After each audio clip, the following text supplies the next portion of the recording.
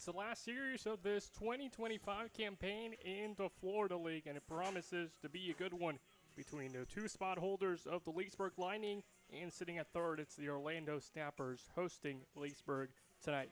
With Vic Maslia, Esteban Velas with you, and Vic, a very important series to end up this 2025 season. Yeah, usually it does not come down to both teams having to win this series. And if the Snappers take 2 of 3, they will be in second place by virtue of head-to-head against the Lightning, and they will have had a better head-to-head record. But if the Lightning pick up 2 games, they will finish a game up in the standings. Right now, as it stands, the Lightning are a game up, just a single game in second place. So if they win 2 games, they will be the second seed heading into the playoffs, and the Snappers will be the third seed. And as of right now, unless anything crazy happens, which I don't think is mathematically possible, but these 2 teams will face off against each other in the first series of the playoffs. So whoever wins this series will be a little bit hotter, obviously, than the other team, and that might bode well going into the playoffs. So winning 2 is not just good in terms of figuring out seeding, but in terms of staying hot and continuing on into the playoffs. So it'll be at least 5 straight games between both of these teams. We take a look defensively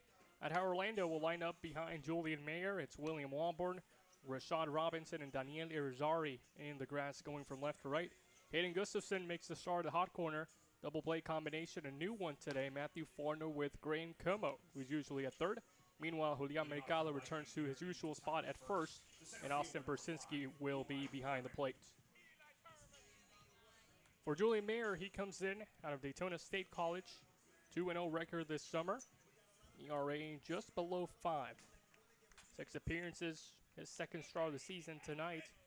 20 innings of work, double-digit strikeouts, but 6 walks given up on the campaign. He'll face Eli Thurman to get us started. And there's pitch number 1 and the first strike of the ballgame. Yeah, tough leadoff batter to face. Thurman has just been great in this role. 23 base hits on the season, a couple doubles, just 7 RBIs, but what you would expect from a guy that bats leadoff most games. This one hit towards the left side. Matthew Forner throws across, and the throw just a little bit too late as Eli Thurman can beat it out. And that's what I'm saying. He's a tough out to get. Matthew Forner played it well, but seemed a little bit nonchalant on that throw over there, Esteban. And when you've got a guy like Eli Thurman running and you take a ball deep in the hole like Forner did, you have got to provide a 1, quick throw, and 2, a strong throw. And we did see a strong throw from Forner, but it wasn't quick enough out of his glove, and that's why Thurman's safe at first. Just the little things like that, super important when Eli Thurman is leadoff batter. Here's Julian Irizarry, fouls the first pitch off. The battery for the Lightning: Thurman, Irizarry, Bull in the first 3. Keller, Snyder, Moises, the first 6. Strom and Pleasant, 7 and 8. Kraft, Rubliski, 9 and 10. And Irizarry is another almost leadoff batter for Coach Billings. A couple weeks ago, had about 4 or 5 games where Irizarry was batting in the bottom of the order, almost a second leadoff guy, but backed in the 2-hole, and him and Thurman just wreak havoc on the base pass, and there's such tough outs to get. And so they've been a great anchor for this Lightning team, being able to get on early and get around. The problem for the Lightning has been getting them in. And they've had no problem getting them on and getting around, but that's the tough part. Thurman's going. Irizarry flares this one in the air. Robinson has to go back, and he's got it for the first out. Thurman retrieves to first, 1 away. Now batting for the Lightning, the second baseman, number 18. And luckily, Thurman able to get some help out there from his dugout, telling him to go back. He couldn't see the baseball, and luckily enough, Rashad Robinson was deep enough in the center field, and that wouldn't have been a double play. Of course, that's how the game ended last night, and the Lightning have struggled a little bit on the base paths. So if the Snappers can have the same success they did yesterday in terms of getting runners out on the base paths, then the Lightning have to be careful. Cole Bullen steps in and takes ball number 1 outside. Bullen hitting .258 this year, 16 for 62 this summer. He's got 7 RBIs. Fouled away off the nets, 1-1. Bullen, a later addition to the Lightning team, and .258 obviously doesn't jump out on the page at you, but he has been a very good bat in the lineup and just a very good veteran voice for this Lightning team. Of course, being a catcher, kind of automatically thrown into that leadership role, and he does a good job of carrying himself and works well with the pitchers. Strike number 2 just clipped the outer half. One of the first games Esteban I think just a handful, less than a handful, maybe 2 or 3, where we're seeing all 3 catchers from the Lightning in the lineup. Trey Kraft is another extra hitter, and Nick Wroblewski is the one actually catching. Cole Bullen not only can catch, but we've seen him at second base. This is his 3rd start, or excuse me, I believe 4th start at second base so far for the Lightning this season. He's got a 1-2 count. Going is Thurman. This one in the air again to center. Thurman slips at second. He races back to first and will get there comfortably as Rashad Robinson records his second putout. Yeah, really unfortunate for the Lightning. Thurman trying to steal second for the second time, and another pop out, or another fly out, I should say, when he tries to take second. And just unfortunate because obviously the Lightning trying to get that runner in scoring position for the hottest hitter. Charlie Keller saw a 2-run home run to dead center at Pat Thomas Stadium. 297 hitter on the year. Takes strike number 1 on the slider. And that's an estimated 385, maybe 390 to dead center. Pat Thomas is about 375, so definitely got about 10 feet over the wall. Keller to center. This one's going to fall in front of Robinson. 3 straight at-bats where the ball has found Rashad Robinson. Yeah. This one down for a single. Yeah, and it's good to see the Lightning hitting the ball up the middle. Of course, Irizarry and Bullen a little bit under it. But a good base hit from Charlie Keller, and unfortunate that Thurman wasn't able to get to second quicker. With that being a looping line drive, Thurman being so fast, the Lightning probably would have scored if he had already been at second base after that base hit. Reed Snyder ahead in the count, ball number 1. First runner in scoring position of the night. Snyder digs in. He's hitting .304 this season. Strike number 1. Yeah, Snyder's just been so good all year. 21 knocks and 69 at-bats. Haven't seen any extra base hits from him, but that's okay. You've got guys like Charlie Keller, Marco Muesis, James Strom, so many others that could fill that extra base hit role. And all he needs to do is just keep getting on base like he has always been this season. A 400 on base percentage, not as many walks as other guys, but only has 6 strikeouts on the season. That is an unbelievable number. And he does such a good job of putting the ball in play, and has also reached on a good bit of errors in the infield and outfield as well. So any way you can get on base, Reed Snyder will do it, whether it's by virtue of the 9 walks, the 21 base hits, or a couple of errors in the infield. He'll take advantage. Well, he's got a favorable count to take advantage of. 3-1. Swung on and miss. 3-2. The count goes full. Not the best swing from Snyder, but good to see him being aggressive with a 3-1 count. Wants to drive those runners in. Doesn't want to just take a walk. Wes is on deck. Full count, 2 aboard. Runners going. Here's the pitch. Fouled back. Really important that he got a piece of that baseball. Maybe just a singular stitch, but at least he stays alive, and forcing Mayer to work a little bit harder here to get him out.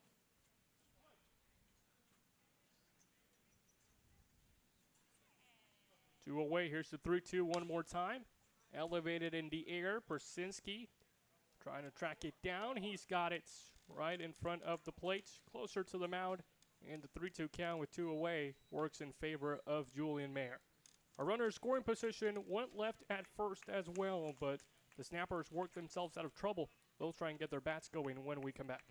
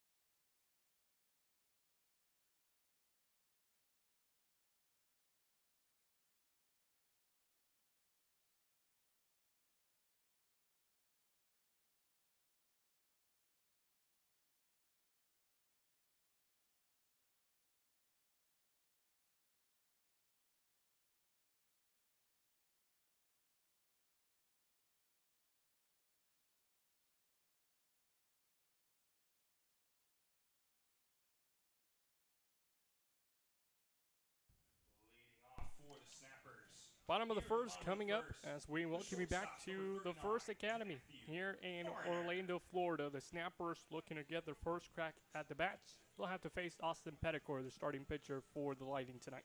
Yeah, Petticourt has been really good. An 0-1 record, but a 1.50 ERA, 7 games. He's made 1 start, which was pretty good. 12 innings, 12 hits, just 2 earned runs. He's given up 7 walks, and he's had 7 strikeouts. His last time out was that start, and he was actually really good. 3 innings pitched, gave up 3 hits, no earned runs, 1 walk, didn't have a strikeout, but got weak contact, a lot of fly balls and ground balls, and made his defense go to work. And he's just been phenomenal all season long and hasn't given up more than 1 earned run in any of his outings so far this summer. And a reminder that this is just his 2nd start, but his last appearance was also a start back on July the 10th. 1-1, outer half gets the call. Well, someone else who has been as phenomenal on the battery side of things, it's Matthew Farner who leads things off. 376 hitter, leads the Snappers with 36 hits. 6 of those doubles, 2 3-baggers. He's got 3 home runs as well. A 1-2 to him. In the air, to the outfield, shallow right. Keller has it, 1 away. Really important first out. I mean, one of the best hitters, if not the best hitter in the Florida League in Matthew Farner. And it's just good for Austin Petticourt to come out, get that quick out, and set the tone. First innings have been a struggle for the Lightning. They have been better as of late, but 33 total first inning runs given up by the Lightning. The most other in a single inning is around 22. I believe that's the 5th or 6th inning the Lightning have struggled in. But it's really been that first inning, and Coach believes that, if they can get through a clean first inning, they have a way better chance at winning those games. And they are, I believe, 4-8 when giving up first inning runs. So obviously it puts them at a disadvantage being behind so early in the game. And lately, those 8 losses have been piling up when they give up first inning runs. 0-1 to Rashad Robinson. Softly hit to short. Pleasant has the plate. Throws across and gets to Speedy Robinson for the 2nd out. And I know that plays a little bit different. Ledger Pleasant charging, whereas Farner was deeper into the hole and let that ball come to him. But you see how fast Ledger Pleasant got it out of his hands. He realizes how fast Rashad Robinson was. That was the mistake that Farner had at shortstop, just not really recognizing the speed from Thurman and not getting out of his glove quick enough. But, of course, didn't result in any run, and it wasn't an error, just Thurman too speedy. Grancomo takes upstairs. Irizarry, Thurman, and Keller from left to right in the grass. Snyder, Pleasant, Bullen, and Strom from 3rd to 1st. In the infield, Rubliski, the catcher for Petticourts. It's like a ball came out of nowhere, maybe from a bullpen or in the batting cages. Well, they'll leave some more time for Grancomo to settle in. 325 on the season, his batting average. It's been spiking up lately. And no Travell is in the lineup, but he's the extra hitter for tonight instead of playing at second base. The 1-0. 2. 1-1. Yeah, a little generous call on the outside part of the plate. Grant Como a little hesitant about it, but Austin Petticourt will take any break he can get. And I find it interesting that Przynski's catching 2 nights in a row. Is that something that is a little surprising to you? Softly hit towards 3rd. A bouncer, Snyder across, throws the cannon, and Strom gets it out from the dirt. It is a little bit surprising seeing Przynski in back-to-back nights there, but defensively he's been solid this season. His bat's still looking to get going. We'll see if later on this game he can showcase that. We head to the top of the 2nd, scoreless after 1.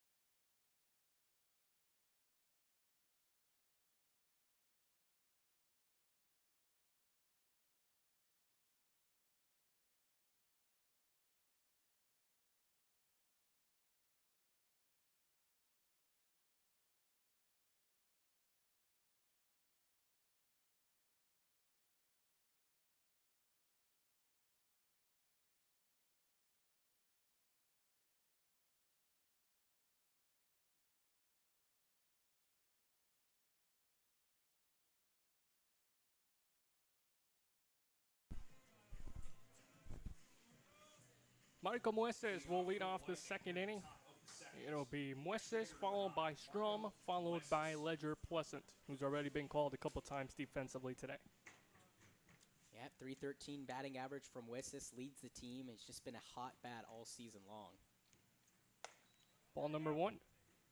4 doubles for him, a home run, 11 RBIs as well.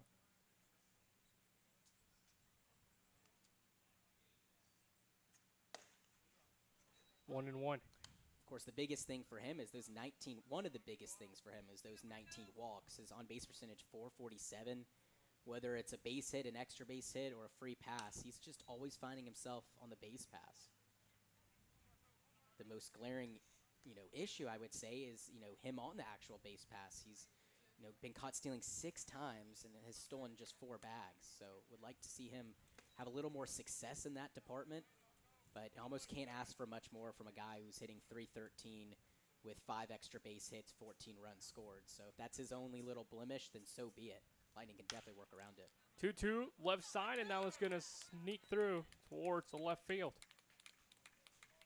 Yep, and he doesn't even have to hit it hard, Esteban. We've seen him go gap to gap and really put good barrels on baseballs, and we've seen him hit dribblers the other way. And you like to see a guy like Mueces who has the impression that he's a pull side hitter. You don't want him thinking, I always have to hit it pull side. You want him to have the ability to obviously hit it where it's pitched. He gets a fastball in the outer half of the plate. He's a little late on it. Don't want to see him try to come around and overextend, and rather just see him keep his hand short and fight it off into the outfield. And kind of saw that on that dribbler there. Here's Strom stepping in. Mueces stays at first, and Strom will get on the hit column himself. Towards the right side, Irizarry will play it. And it's runners at second, runner at first for Ledger Pleasant. And here's another inning, Esteban, where you've got 2 runners on. Of course, last inning when the Lightning had 2 on base, that they had 2 outs. It was after back-to-back flyouts to center field. So it's a little bit tougher, 2 on with 2 out. But now 2 on with nobody out, and the Lightning have struggled this year in terms of getting runners in, and you just have to. In this ball game, 2 on and nobody out, you got to find a way to get Mueces in, and really, you got to find a way to get Strom in as well. Pleasant with the bunt. That one might work. Throw to first in time. Well, it worked to advance the base runners. Pleasant was trying to get a base hit, oh so close to it. But the 259 hitter of the season will get the job done regardless. Puts 2 in scoring position for Kraft due up. Really good sack bunt from Ledger Pleasant, and Coach Billings later in the season, he's using more small ball to his advantage, and if the team is struggling like they are in terms of getting runners in, then they're going to have to manufacture it on their own accord. Ball number 1 just missed wide. Kraft hitting 175 this year. 7 hits, small sample size for him. 8 RBIs though. He'll have maybe 9 as this one's played to first. Mercado will have to race, dives at first base, and gets the second out. But making 9 RBIs, Mueces scores from third, and it's 1-0 Leesburg. Yeah, Kraft almost beat it out. I think Mercado was caught a little off guard of how quick Trey Kraft can get down the line, but he is a speedy catcher. And with the infield not in, I'm a little surprised that Mueces held up at third and was kind of deciding whether or not to go based on what Mercado was doing. So luckily he scored and the Lightning do get that run, but now all of a sudden 2 outs and the Lightning kind of down to their last out here in terms of getting Strom in. So of course 1 run is a success, I would say, for Leesburg, but 2 on, nobody out this late into the season, you want to try to get maybe 2 runners in. Wroblewski fouls that one away, 1-1. Most impressive part about this inning and the offense for the Lightning, it's been soft contact, but it's worked because it's been placed perfectly.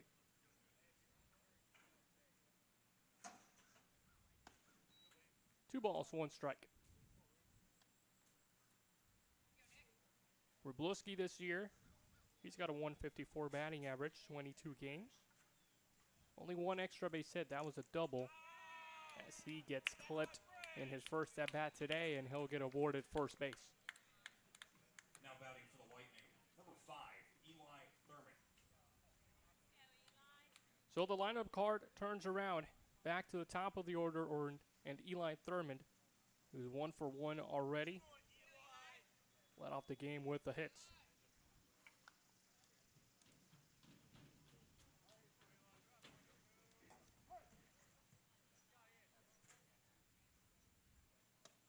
Takes upstairs, ball number 1. As a pitcher, you never want to fall behind, but you definitely don't want to do that when you have a runner in scoring position and one more standing at first and the top of the lineup that you have to go through. As this one is spoked towards the right side, diving on it is Irizarry. Oh, and he saves a run. Or so he thought. They're saying he didn't catch it in the air. Esteban, I'm right there with you. I thought he had it, but I guess they're saying that he trapped it in his glove. I was a little surprised at first that he grabbed it. Looked like that ball was sinking in. This will definitely be a big conversation. So we'll see what they go with. And they're going to change it. Top 10 play for Daniele Irizarry. Saves a run. And it's only 1-0 Leesburg Lightning. Could have been way worse for the Snappers. And now Rich Billings, the head coach, pleading his case. Yeah, and rightfully so. You don't see a lot of these calls changed. And Coach Billings has got to be careful. He's usually a very even-keeled guy, but he is very animated, and rightfully so. Esteban, I'll say it again, these calls rarely get changed, and umpires don't like to change these calls. Remember, we don't have replay, and so Coach Billings definitely has a big case here to plead. And look, I'm not going to say whether or not it was an out or not. From up here, I could see it going both ways. It looked like he got there in time, but at the same time, he could have trapped it, and it's so hard to see it.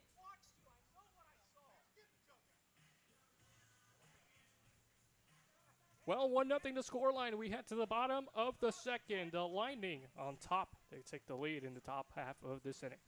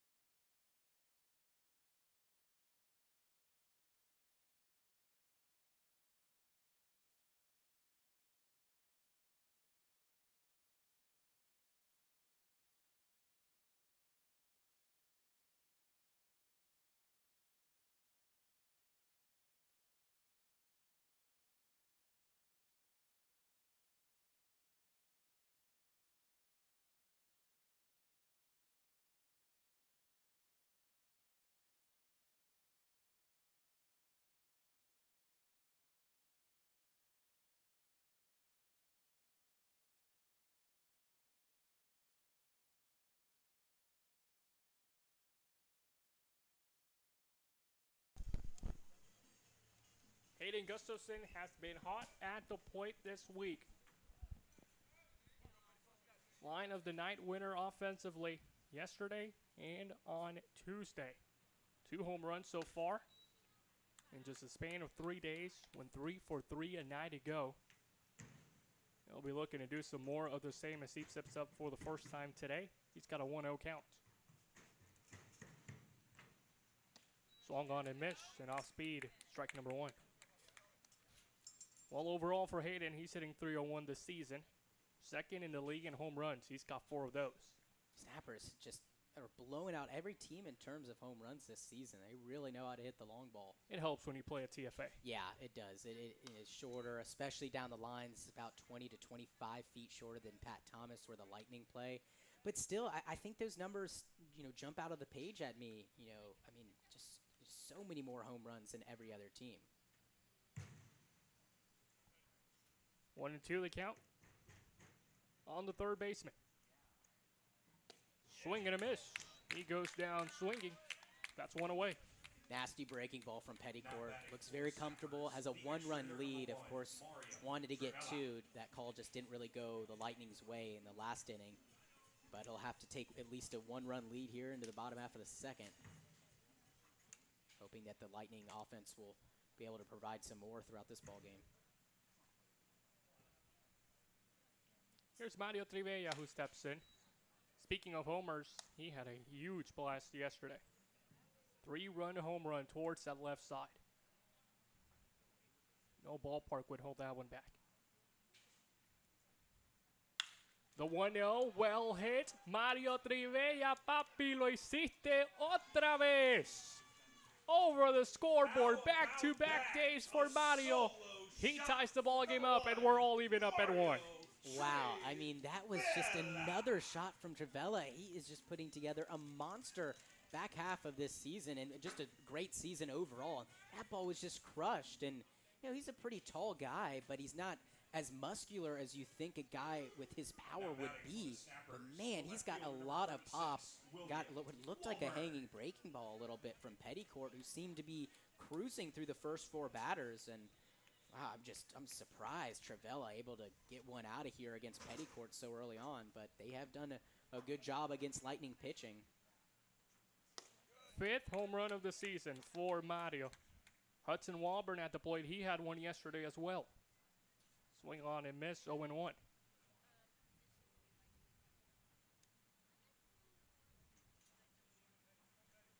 Walburn steps in with 4 this year. Trivella now taking the lead for the Snappers in that category. Just 1 behind the league lead. Wow, 378 was the distance, 98 off the bat. That ball's just crushed. I mean, those are big league numbers, Esteban. 98 off the bat. I mean, it's just ridiculous. Walburn, watch out, Lightning dugouts. We had a couple guys hit the deck. Man, that thing was a rocket. I get you're going against them, but you don't want to put them out. That's one way to try and get the victory. Yeah. Maybe not the most ethical.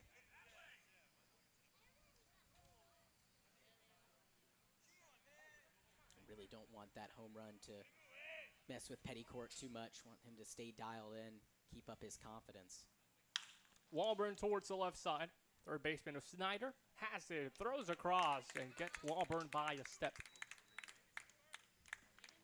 Reed Snyder, such a sure-handed glove at first base. We see him make some of the best plays over there, diving towards the line, ranging over in front of the shortstop, and always provides a strong throw. And even if it's a tough play that goes down as a hit, he'll make it look closer than it probably should be. Well, we found out yesterday Austin Brzezinski didn't get dinner. Oh, yeah, I heard his 0 for 3 night. Yeah, well, at least he caught a good game. You'd think that he'd maybe get the scraps of dinner. Maybe the appetizers. Yeah. Definitely not dessert, though. He's ahead in the count, 1 ball and no strikes. Recent TFA high school graduate. Knows his field pretty well. Yeah, it was cool to hear AJ up here on the broadcast. Y'all did a fantastic job, and that call at the end was just the cherry on top. I'm sure that was really fun to call and have him up here in the booth. But yeah, that last play was kind of crazy. 1-1, Brzezinski spoils it. Well, even a couple minutes before coming up to the booth today, the guy sent that play in our group chat, and we were all listening to it in the dugout. They were Yeah. They were just loving AJ's reaction. Yeah, it sounded like he was almost about to fall out of his chair with that reaction. That was a huge play. Could have been a game-tying run from third base, and the Snappers able to double him up. 1-2. Pettycourt trying to send us to the third, and he will have to wait.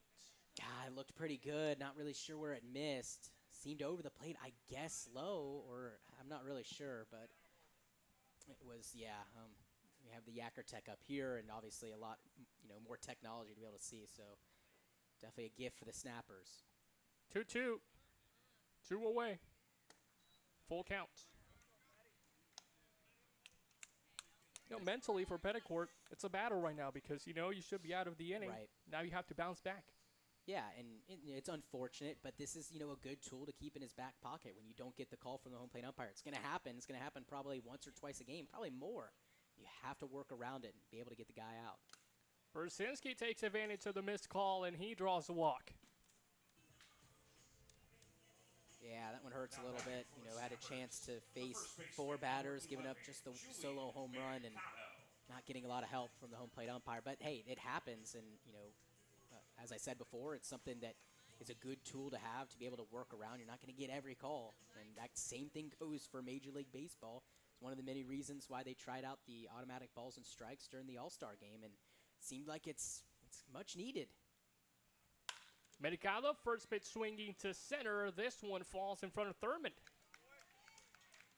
A walk and a single with 2 away. The inning lives on. Here is Nicola Mezzanotte, who had a 2-for-2 night yesterday. An in-betweener for Eli Thurman. Thought that he might have a chance to make a knee-high grab, but of course no one behind him, so if he dives for that and it goes behind him, it's going to be a jailbreak on the base pass. Swing and a miss. Mezzanotte behind in the count on the first pitch. Looked like a changeup tailing away from the lefty. No? 0 for 1 for me and the count.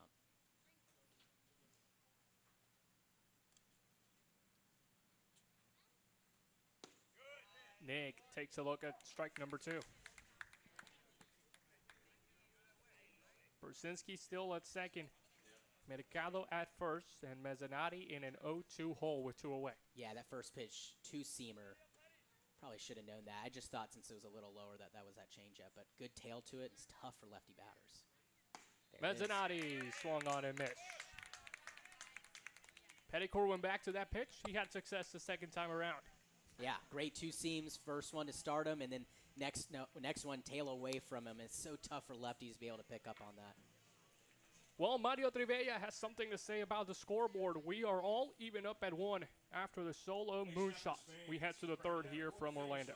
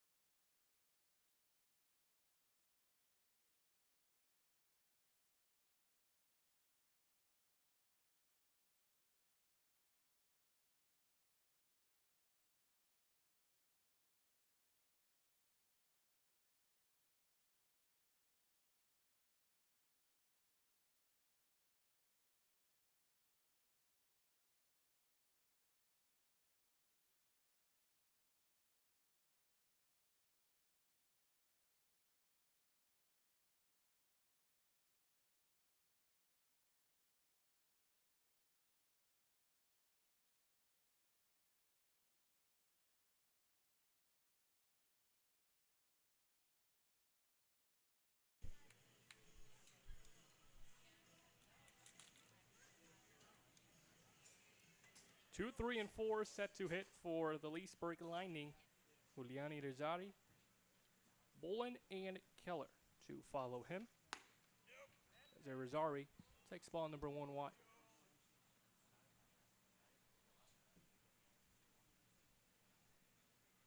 Rizari 0 for 1 today. His blown at bat came in the first inning.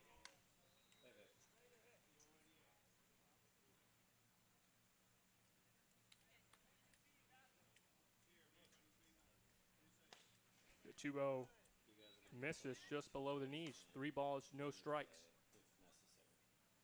Julian Mayer entering this inning, 21 strikes, 12 balls. This one nips the strike zone, and that's the first strike.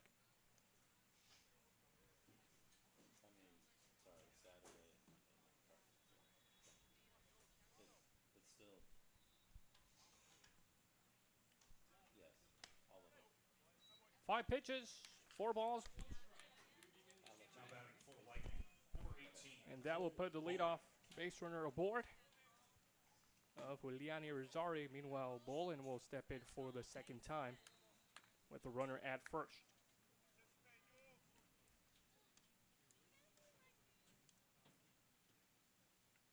Cole Bolin 0 for 1 himself today. He's hitting that 3-hole. Like the first pitch, but that one stung a little bit, fouled it off himself.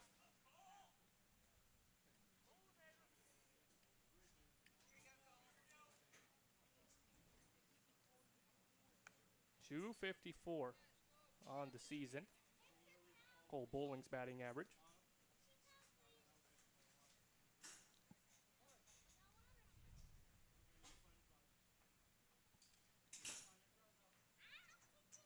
The 0-1 elevated in the air. This one playable towards the left side. Matthew Forner at the edge of the grass. He hauls it in for out number 1. Well, Rylan Happel, the starter for yesterday for the Snappers, joining us right now in the booth. Rylan, great to have you. Thank you. It's good to be here. Well, let's talk about your start yesterday. First time that you didn't come out of the bullpen in this summer, but you're used to that. That's what you did in high school. Yeah, I used to be a starter in high school. Went usually mostly 7 innings, 6 innings for it. And I had my first start yesterday, and I got tired real quick. Haven't started in probably, I would say, a couple months or so. And I haven't came out of relief either in 2 weeks, so I was definitely gassed. The 1-0, and therefore a strike 1-1. The count on Cole. Check that, Charles Keller at the plate. Well, and it's so different. Your mentality and your preparation from being starter to coming out of the bullpen. People might think, pitching is pitching, but there's a lot of difference between the two. Yeah, it's completely different. When you're a reliever, you have to get in quick. You have to do things fast. But when you're a starter, you have 20, 30 minutes to get things going and warm up faster and quicker and do things that you need to prepare yourself for a start. Totally different from coming out of the pen, just warming up 5 minutes and just going in.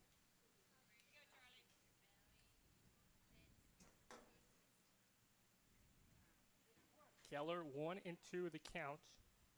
Bolin was trying to steal a bag. This one fouled away. Count remains at 1-2. Well, if I had to guess, going on a limb, you prefer being a starter. Yeah, yes, sir. I prefer being a starter. That's what I prefer. And starting's just been my thing for all through high school and middle school, and I loved it. And I'm just so used to getting prepared and the time I need to get prepared to come in.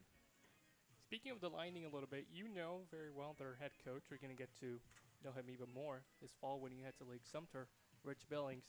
It wasn't the case where you got to make the start against the Lightning, but that one would have been maybe a little bit more meaningful.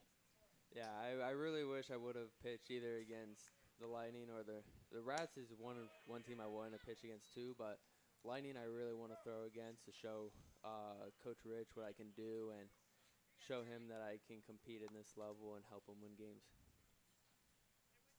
2-2 the count. Rosari at first. He's trying to steal second. This one a line drive off the glove of Matthew Forner. Como gets it, throws to first, and a good stretch by Mercado will get the second out of the inning. Rylan, that looked like it was going to be a tailor-made double play. It did, yes. It had so much. Off the bat, it looked good. It had some drop to it. Looked like he was about to catch it right there, but took a big drop there, and he just missed it barely. So that puts Rosari in scoring position. Reed Snyder hitting .300. He's at the plate. 3 home runs on the season for Schneider. 0 for 1 so far today. The 0-1 missed. What did you see in that pitch that missed? He opened up a little too early there on that, just left it arm side and didn't break as much as he probably wanted it to, and it almost hit him. 1-1. Ball number 2, that one below the knees. You were working on your changeup the other day during the All-Star game before, and I had the pleasure to be the testing dummy And that changeup was moving.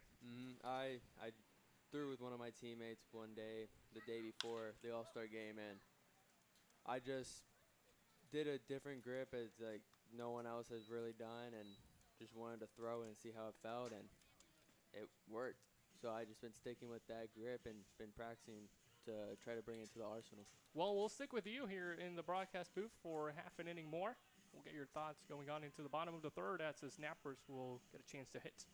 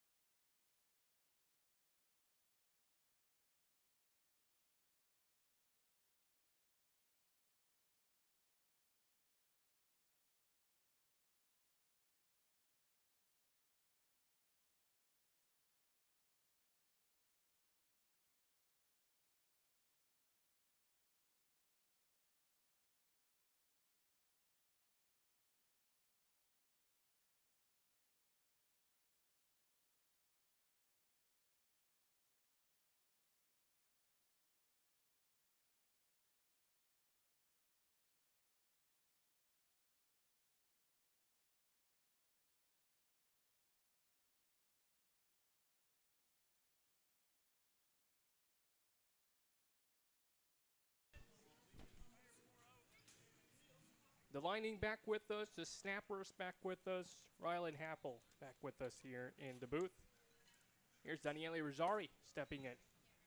Ooh, just below the zone. Good miss there by him.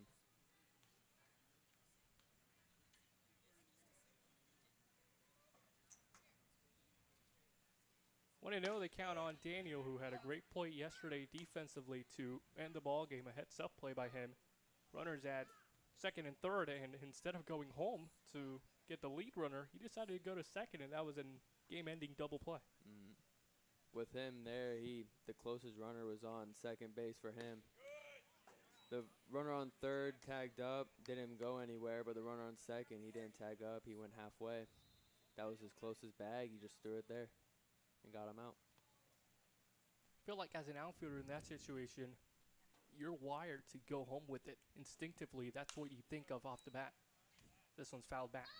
Usually, yeah. Usually you go home, try to make sure that run doesn't score, but he saw that the guy was off the bag and the runner on third did not go home, so he just took the easy out and the easy option to go to second, try to get that guy out. 2-2 the count on the right fielder. Here's the pitch. He takes it.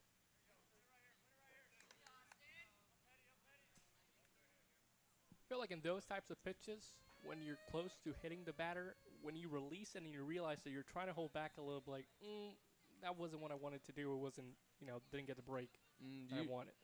Usually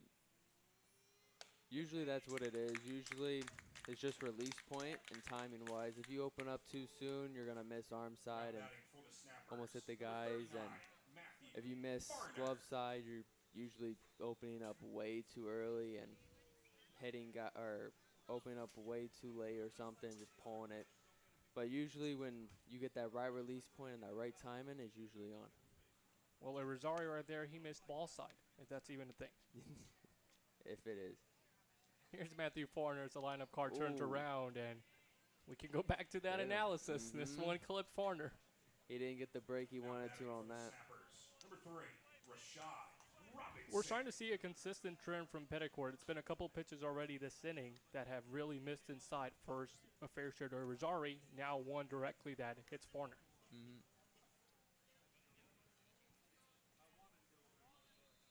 Rashad Robinson will step in. There's speed at first and a lot of speed at the plate with the center fielder.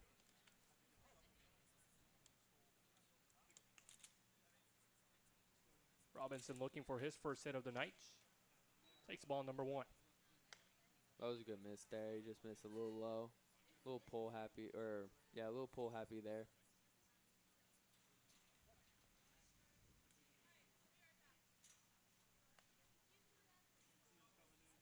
1-0. 1-1. Petticourt is getting back into the count and battling, but he's been in this inning to every batter he's faced, starting behind in the count. Starting behind in the counts, you don't ever want to do as a pitcher. That changes the whole at-bats for the hitters. They get more comfortable in the bat, and they expect pitches inside the zone. Farner's going. Here's the throw by Rubliski, a one-hopper, and Matthews safe. With hitters, when you get behind the count, you have to attack them and throw it inside the zone. So that's what they're looking for. And if you get ahead in the count, you can expand the zone after you get ahead. And it helps you get more outs as a pitcher and makes the hitters think more. Instead of falling behind in the count, then the hitters got the advantage. Funny enough, that's exactly what you and I were talking about before the game. Going back to your last start yesterday, your performance as well as Diamond Dogs on the pitching side of things. Yesterday, I just fell behind a lot in the count. Always got to 1-0 or 2-0, and I came back, but I had to throw it down the middle for them and try to work the zone. Robinson hops this one. Pleasant plays it and throws to first. 2 down. Now batting for the Snappers, number 14, Grant Como. So that leaves Matthew Farner at second base with 2 away. The shortstop not able to advance as that one was hit towards the left side. Meanwhile, the 3-hole hitter, Grant Como, a chance to give Orlando the lead for the first time today.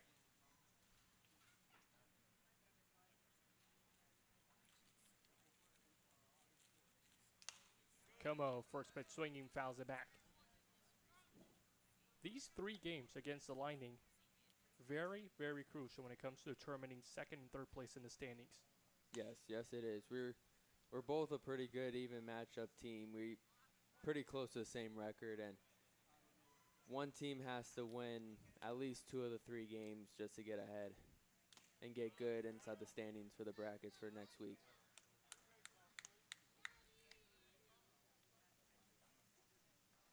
0-2, the count on the second baseman. First time tonight that we see Grant Como playing second base. He's usually at third. We've seen him play some left field, but usually a hot corner guy.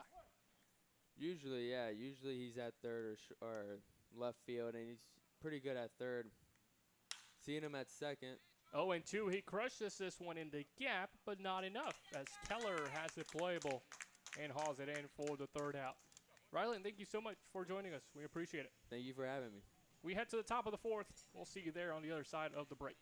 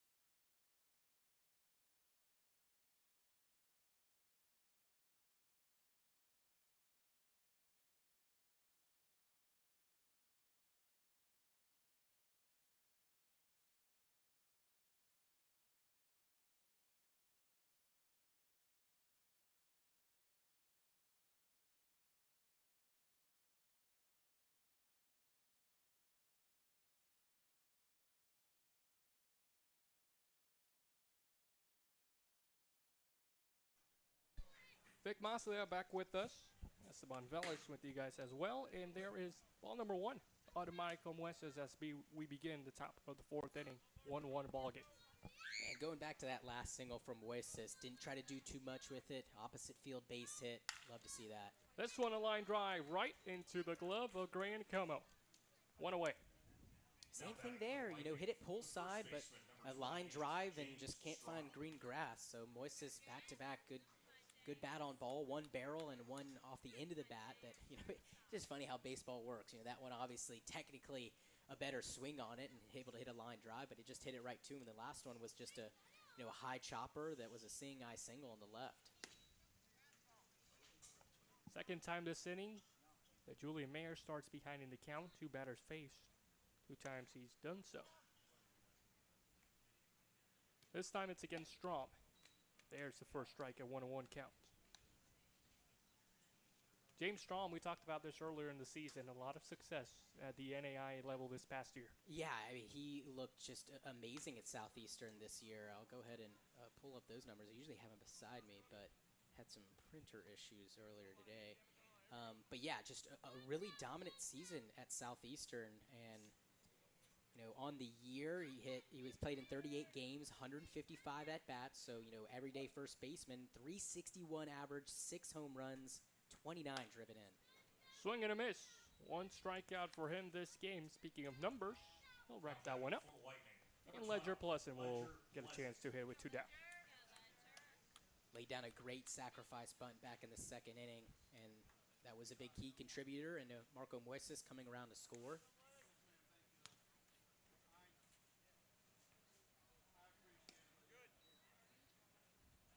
Oh for 3 when it comes to Mayer getting ahead in the counts. First pitch. Hasn't phased him too much. I wonder if there's some pitchers that just feel comfortable working behind in the count. Working backwards. Yeah, you might be right. I mean, it's weird. I wouldn't like it too much if I was a pitcher, but yeah, maybe so. This one belted towards the left side, and it will get down. The inning continues as Ledger Pleasant has himself extra bases. The throw to second, not in time. That's a 2-bagger. Just refreshing to see. The Lightning have been struggling this whole season in terms of barreling up baseballs. They don't have, you know, they don't have as many extra base hits as some other teams, and but that really hasn't phased them too much. I mean, obviously in 2nd place, and you know, they might have 10 or 11 hits a game, Esteban. They might have 1 extra base hit, but hey, you can keep singling all over the place. You're probably going to drive in runs, and you know, Ledger Pleasant, not the biggest power hitter, so it's really good to see that. And you know, as I said before, just very refreshing, and when these guys can barrel up baseballs, and I know Coach Billings appreciates it. Well, and that's the first extra base hit of Ledger this entire season. Here's Tyler Kraft. He's got an RBI tonight. A 1. Fouled away. 0-2.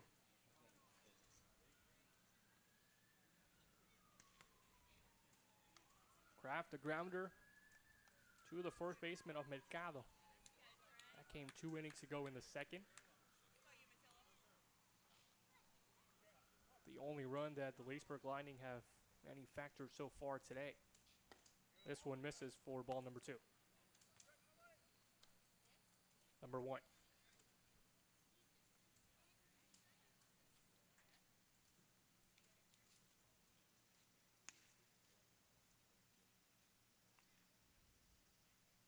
One, 2. There's ball number 2. The throw by Persinski to second, and Pleasant had to hurry. Persinski can throw.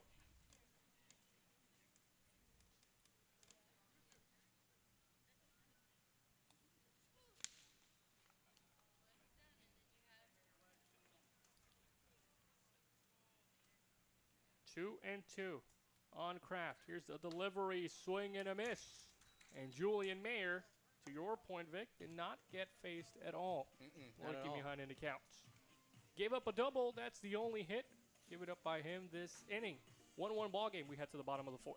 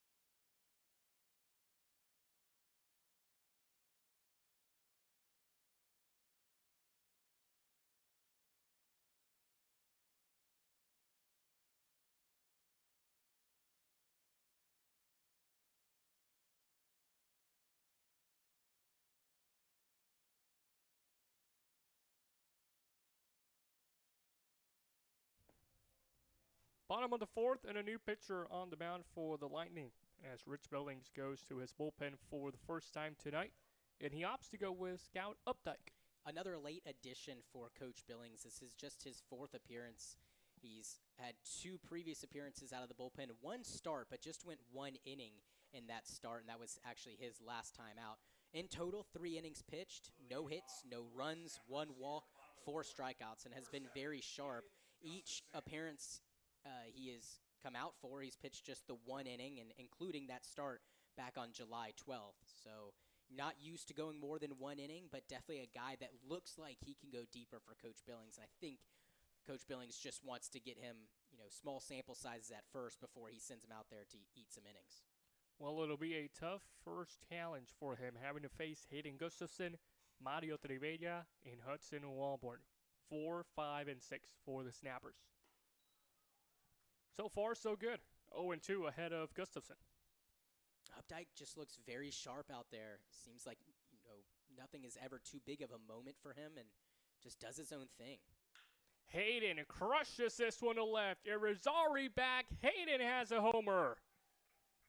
And put a stamp on that. This is the part of the lineup that you do not want to face if you're an opposing pitcher. Hayden Gustafson, 3rd home run of the week. What a performance.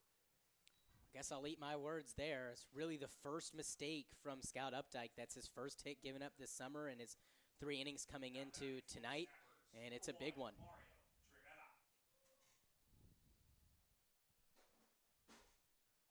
Speaking of homers, Mario at the plate had one already tonight. Almost got hit by the pitch. Curveball that almost broke him instead of the plate. Yeah. Just don't want to see him, get out of his normal groove. We saw Petticourt do a great job after giving up the home run to Trivella, who's up at the plate now. He's able to get a ground out. He did walk Pierzynski. Of course, it should have been strike 3, and then had that base hit from Mercado. Was able to get back-to-back strikeouts to end the 2nd and start the 3rd, and looked very sharp. 1-0, misses inside. 2 balls, no strikes.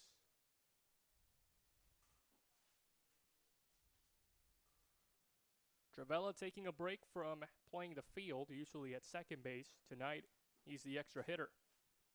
Takes a look at a curveball, 2-1.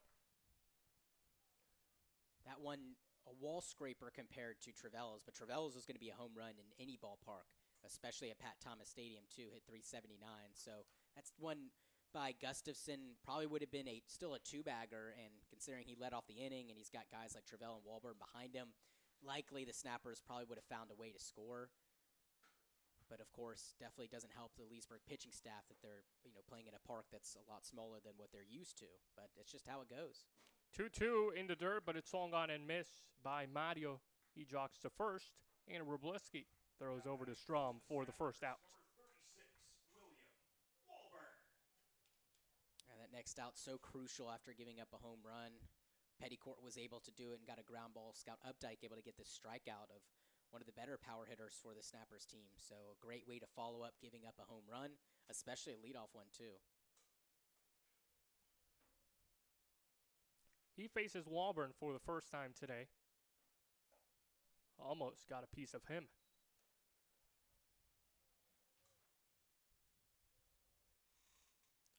We saw it last inning when Orlando was the defensive team by Julian Mayer. A couple pitches that almost clipped a couple lightning hitters.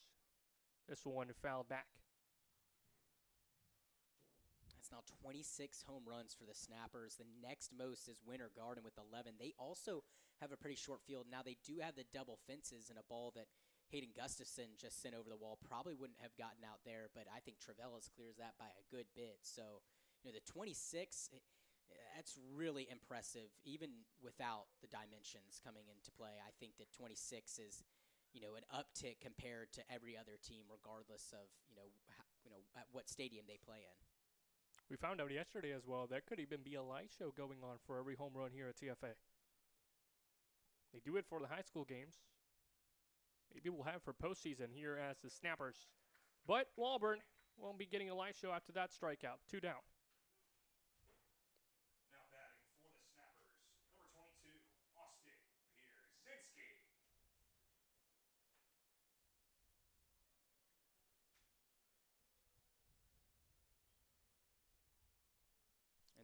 the Lightning really haven't struggled this year in terms of giving up the long ball, but if they struggled against any team, it has been the Snappers. Remember that doubleheader game? Orlando had 3 home runs in the first 2 innings. That was with Riley Fitzgerald pitching, and you really struggled against this Snappers lineup. But the Lightning pitching has done a good job at limiting damage, and even though they've given up 2 homers in this game, both have been solo shots, so they have limited the damage, and that is going to be crucial if the Lightning can stay in this game and potentially win it. We'll look back at those, and Lightning will be glad that no one was on the base pass for them. It's funny because last year, the Land Suns were one of the better teams in the league, but they struggled against the Snappers that were not good. They finished in 5th place. And that goes back to, teams struggling against certain teams. Leesburg this year against Orlando, so far what we've seen. I don't know what there is about it, but there's something. And sometimes we just can't figure out other ball clubs. Yeah, same thing goes with the Squeeze. Lightning have struggled against them as well. 3-0, misses below the knees. And for the second time tonight, Austin Brzezinski will get credited with a free pass. He's safely at first. Yeah, not really sure where that missed again. And I think Brzezinski might have caught another break. Not really sure, but Scout Updike really liked that last pitch and just didn't get a call to go his way. Well, Ian Brzezinski stood in the box for a little bit, kind of wondering if they were going to make a call on it or not. Yeah, that definitely doesn't make the pitcher think that that wasn't a strikeout. Or at least a strike. 0-1, they count on the first baseman, also a recent high school graduate. He'll be taking his talents to Stetson in the fall. Brzezinski trying to be aggressive at first, but he'll stay put. Half swing for Julian, and they'll say he held back. Yeah, looked like he went around. It is tough for the field umpire, not really being down the lines as much.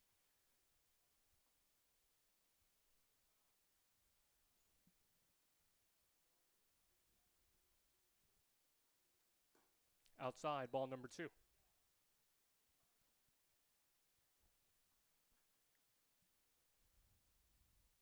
Mercado halfway through the season led this team in walks. That was a couple weeks ago. Ever since his free passes have gone down a little bit, he spoils this one and his count goes even at 2. I remember him saying he was happy about that. He was like, walks lead to hits, so eventually my bat's going to get going. That's a good way of putting it for sure. You just don't want guys to get too reliant on the free passes, and that can hurt some guys not being able to take the bat off their shoulders. 2-2, Updike trying to get just one more out and send us to the 5th. Here's the pitch. Brzezinski stays, and that ball misses inside. Count goes full. I noticed Blake Fields is in the lineup. Is he still with the team? He is, but he is in Texas right now. Wow, okay. He did play the day after he got drafted for the Snappers. That's awesome. The only current Florida leaguer to get drafted. Not true. 3-2, the full count misses, and Brzezinski jogs the second. Mercado to first. The inning will continue for Nicola Mezzanotte. For the Snappers, number 8, Nick Mezzanotte. Right. Meridian LeFew from the Suns. I do remember seeing that. There was some confusion, though, because they listed him out of high school, but he does attend college. There was some mix-up with the way that the draft tracker tracked, where he went to school.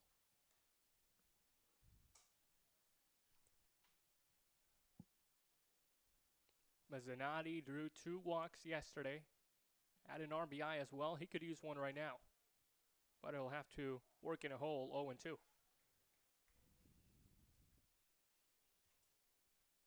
And here, after back-to-back command issues from Scout Updike, really want to see a challenging pitch in the zone here.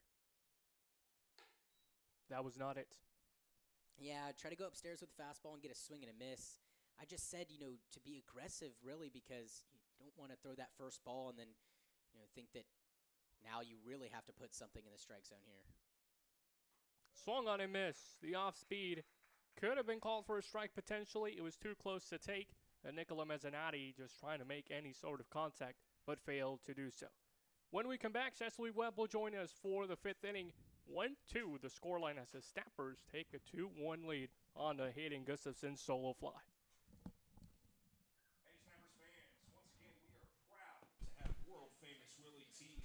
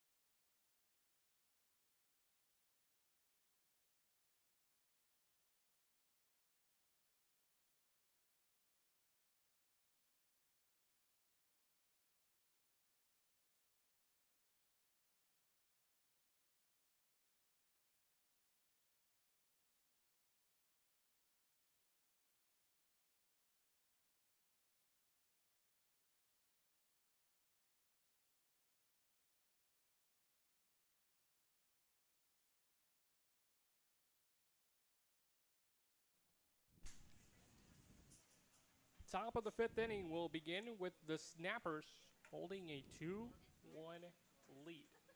Glad you're with us here at TFA. Cecily Webb joins us right now for the first time tonight. And Cecily, the long ball has gotten going this week for Orlando. Yeah, like you said, 6 home runs in the past, 3 days?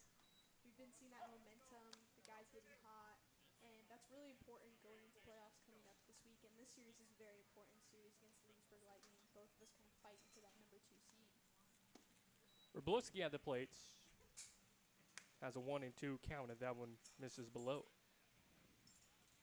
Now, we talked about earlier the importance of this game. Whoever wins the series takes that number 2 spot. Well, speaking of home runs, Wroblewski heard us. He wants to respond. He's got his first of the day. 2-2 ballgame. It's not the home runs we wanted to see, but it was still a really good one. Absolutely crushed towards the trees. It's funny because we talk about this field being a field we're going to see a lot of home runs, and at the beginning of the season, we weren't seeing them. So now we're really starting to see them come alive. First one of the year for the catcher, Wroblewski, and that will end the day for Julian Mayer on the mound. Mayer, 4 innings of work, 6 hits given up, 2 earned runs, 1 walk, 2 strikeouts to his credit. He faced 20 batters tonight. Not a bad performance by any means for Mayer. No, and to get through 5 innings of work, 4 innings of work, Coach Sherry has to be just happy with that performance, just to get, a couple of innings in to get the guys set up for success. Ladies and gentlemen, your attention, please. Now on the mound for your Well, thankfully Snappers, today, number 30, it's looking pretty good. It's not looking like we will go in a weather delay. Yeah, the rain's looking far away, hopefully. That's good. Knock on hardwood. It's good because Dominic Vence is the one on the mound. First 3 times he took the mound, we went into a weather delay. Hopefully not. The sun's going down right now, so we can see it from up here in the booth, and it looks really pretty. But hopefully things get nice for today. We'll tell you all about the new picture of Dominic Venta when we come back.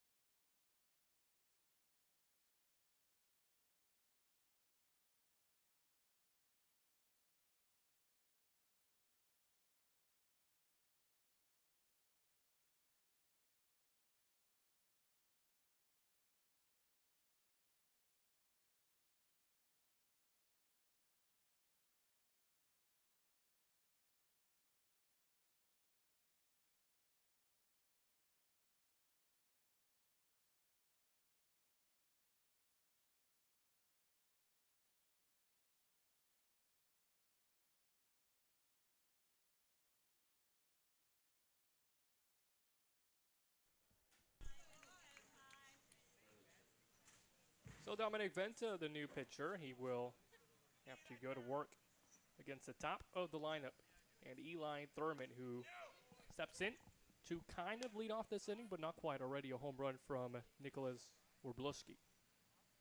Makes this a 2-2 ball game. 6 hits for the Lightning, 3 for Orlando. Just shows you the competition between these two teams. Kind of a dogfight in this game, this series just being so important to officially clinch that home field advantage in the playoffs.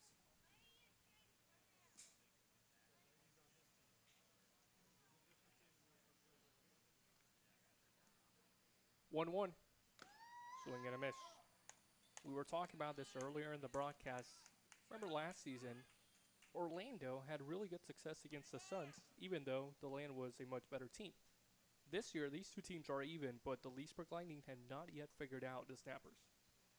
No, it's been interesting to see the Leesburg Lightning over this season, and the different teams that they face. They're a good team, and just to see the level of competition between all of these teams ultimately, but between this team has Now been batting for the Lightning, see, number like I said. 24, Julian. Well, interesting to see was the strikeout right there, recorded by Dominic Venta. One away, and his first batter faced. It's a good way to start off for him.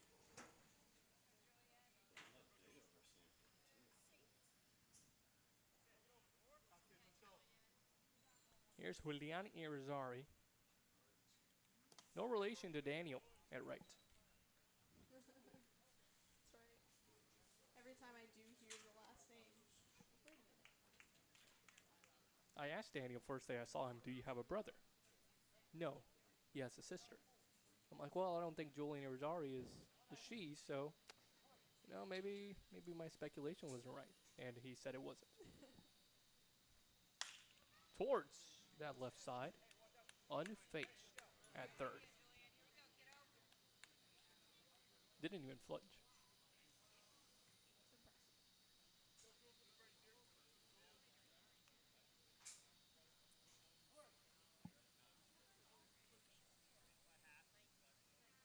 1-1, an off-speed pitch. Venta trying to field it. He will let Como make the play, but he can't.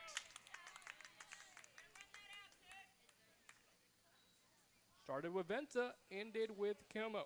Irizarry at first. He's aboard for the second time tonight. Now batting for the Lightning, number 18, Cole Bullock.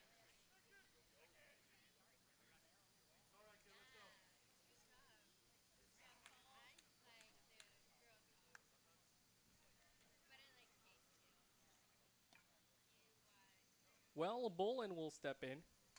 Cole Bullen. My brother's name. It is. He's hitting .250 this season. 0 for 2 tonight. He's not playing third base, however. Seen a couple Coles this season play third. Bullen not one of those.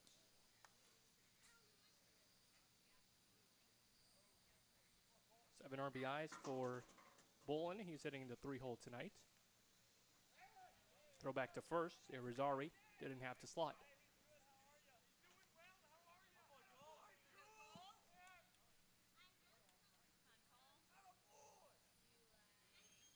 Leesburg dugout getting ramped up. Here's the 1-0. 2 balls, no strikes. Third base is a hard position to play. I think every position is a hard position to play. Correct. Misses wide. But at third, the ball gets to you so much faster.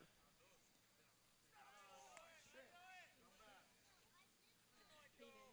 Hayden over there at third base, Hayden Gustafson, able to do a good job out there. He's been one of our guys who's super consistent everywhere he plays.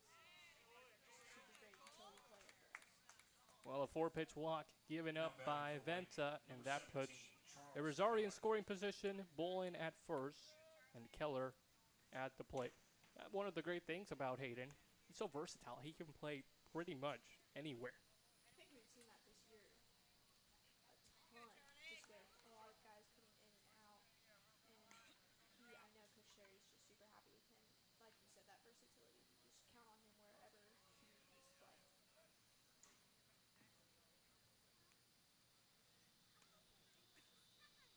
First pitch to Keller, he gets jammed. Fouls it away. 0-1. That's something that teams, whether it's college, major leagues, minors, everywhere, they really look for guys that are adaptable to any positions because basically it's not a two-way player, but it's a utility player in a way. Right. 0-1, here's the throw to first, and scurrying back was Bullet. 0-2. Yeah, versatility, like you were saying, is just such an important role in this game because a lot of teams might not be looking for that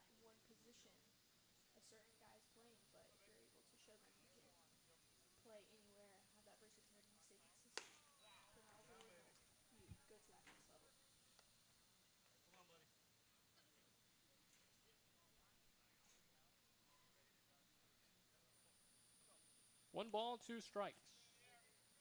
On Keller. Schneider's on deck. Venta working slow, but trying to be efficient. Delivers, and that's his second strikeout. 2 outs recorded by Venta, both of them via the K.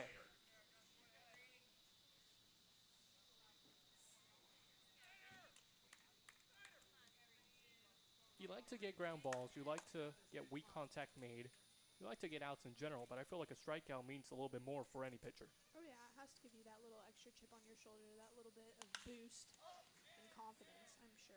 This one boosted in the air, and the left fielder of William Walburn has it in his glove. Brand new ball game, 2-2 the score.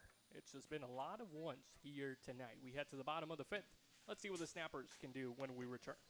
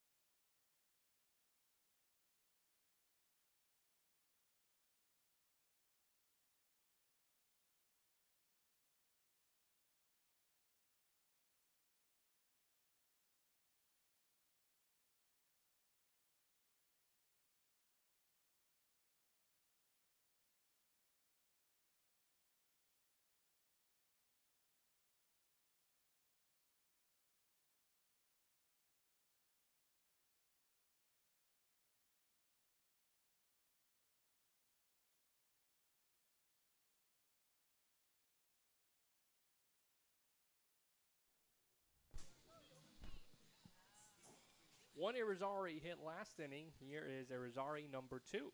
Daniel steps up to lead off the bottom of the 5th. And he takes strike number 1. Or maybe Irizarry number 1, really.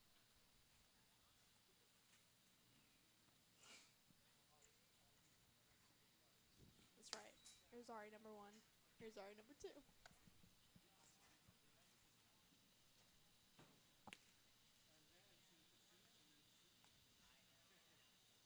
1-1.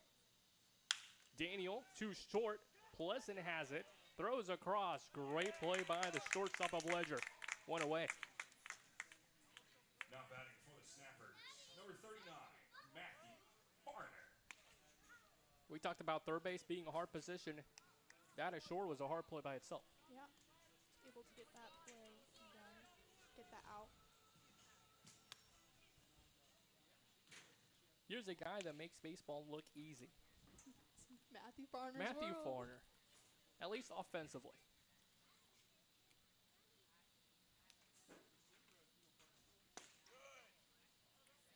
Strike number 1, right at the knees. Well, those numbers for Farner have surprisingly gone down. They started at 400. That is so hard to maintain. He's hitting right now 373.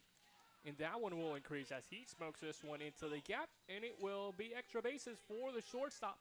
Rounding first safely at second. And that is a 1-out double for Farner. Now batting for What the did he just say? Snappers. Number Matthew 3, Farner's Rashad world. And we're just Robinson. living in it.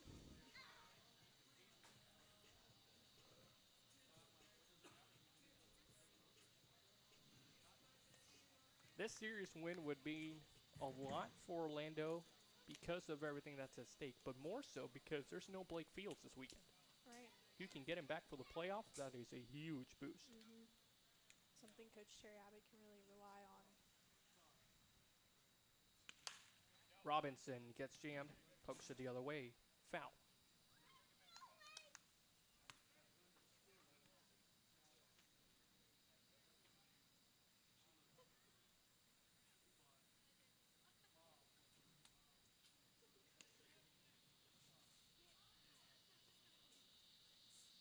Oh, and 1. Rashad gets jammed on this one, but in fair territory. Farner's going to try and score all the way from second. Here's the throw to the plate. Matthews in there, the relay to second over the head of Pleasance. And Rashad Robinson will end up at third. 2-2 ball game turns into a 3-2 scoreline after the single and the defensive miscue. Seems like the momentum's kind of starting to build up with the Snappers, and hopefully Grant can keep that going.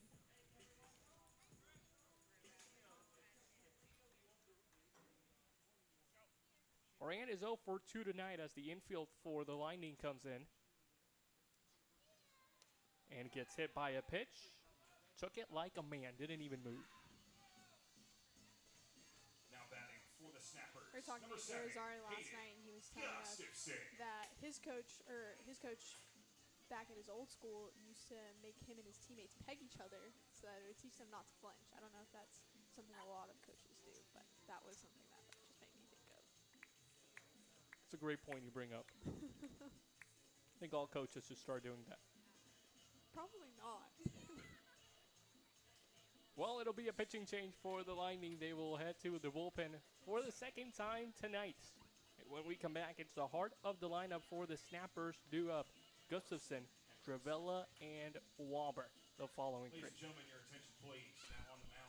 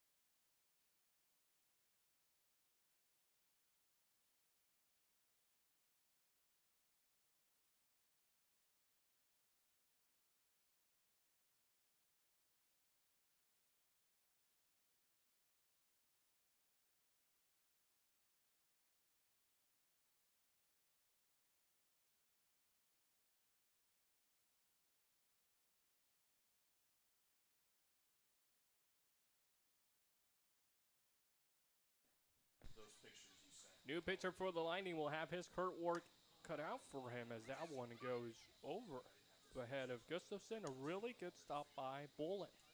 Keep the runners at the corners. It's Henriksen on the mound. He's got a 5.79 ERA, 14 innings of work, 15 strikeouts on the season. Rashad at third. Como at first. He's trying to go for second. Here's the throw by Bolin. A bullet, but safely into second is Como. Bolin's got a bullet, huh? Yes. Not my best work. No, not your best work.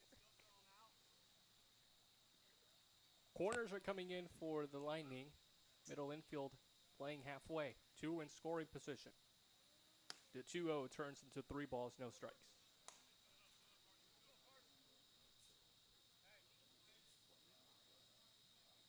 We see Henriksen pitching very carefully to Gustafson, and what he did in his last at-bat. Absolute no-doubter to the left side. That will happen. This one, and playable, and into the gap. It's going to be some trouble for Keller and Thurmond. 2 more runs coming to score for Orlando. Gustafson turning on his Jets, going to third, and he will be in there safely.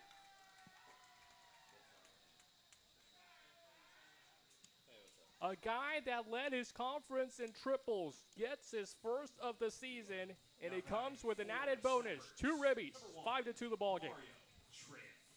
Talk about some momentum building up for this team. I think that's really what Snappers have been needing over these past couple of games.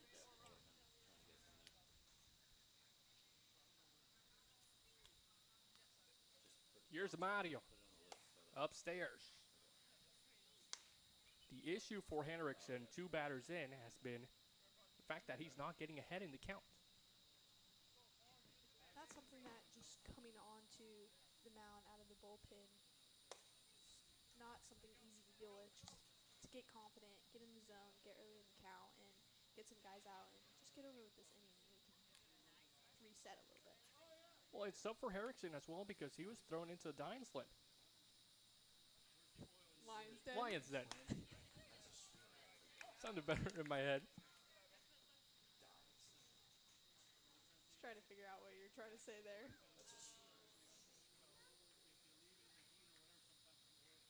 2-1, another wild one. This one gets the back of Mario. But yes, he was definitely thrown to the Lions Den. The Lions Den. Runners at the corners when he came in, and the harder lineup. Gustafson, Travella, now Walburn. Takes me back a couple weeks ago when we went playing pickleball, and you know these guys thought I was a professional, quote unquote, and they, you know, I got sent up to the big leagues, and I lasted 6 points, and then I realized I couldn't keep up with 50-year-olds. They're really good at pickleball. I think you set yourself into the Lions Den there when you went. I did not think they were that good, but they were amazing. Yeah, I tried to warn you. Well, the situation gets a little bit more tougher for Henriksen. It's back 2 runners at the corners for Hudson at the plates.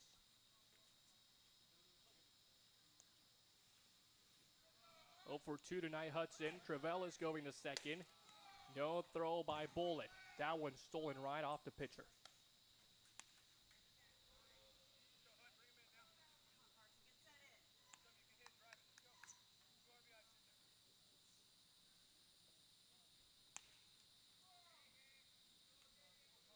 Auburn 5th in the league when it comes to runs batted in.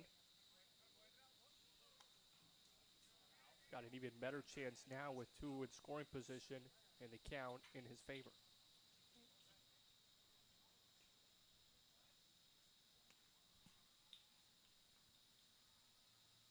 Infield playing halfway. 3 balls, no strikes.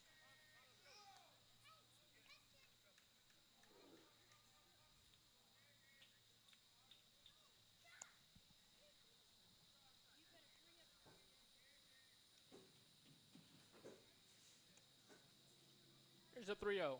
Auburn surely taking, but we were wrong. Into left, diving is Arizari. He comes home with it. Gustafson will score easily.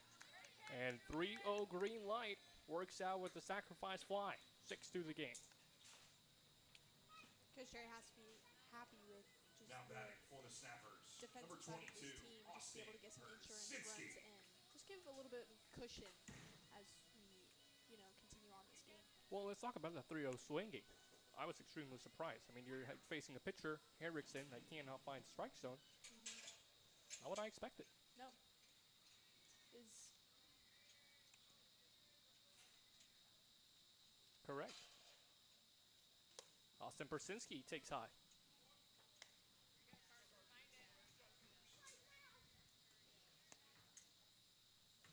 Persinski has seen the ball well. He's been patient at the plate today. 2 walks, 2 plate appearances. Swing and a miss.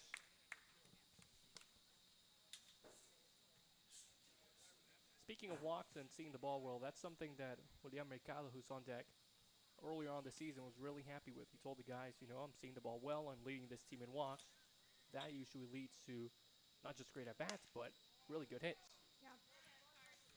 It's been something I think the whole team together has been kind of working up to see the ball well and make contact and get those guys who are on base around, score some runs in. And we're seeing that tonight. We're seeing that well tonight.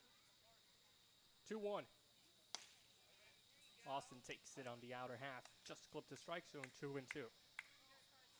Well, coming into tonight, 136 walks drawn by the Snappers as a collective.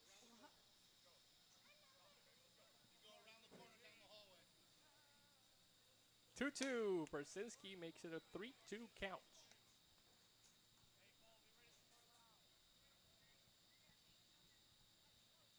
Travella can run. He's 180 feet away at second. Persinski a chance to drive him in. 2 away. Persinski elevates into center. Going back is Thurman near the edge of the track, and he's got it for the final out. Long inning. Great one for Orlando. 4 spots. And they make it a 6-2 ball game. A great chat up here as well. 6-2 as we welcome back Vic Masila in the top of the 6th.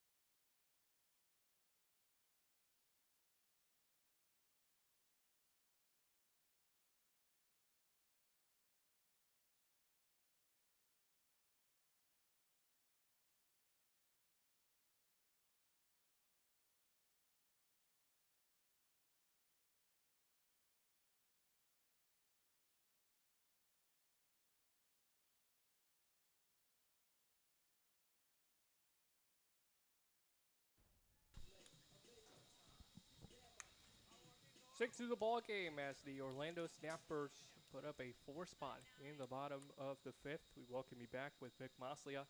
Esteban Velas with you in the beginning of the 6th inning.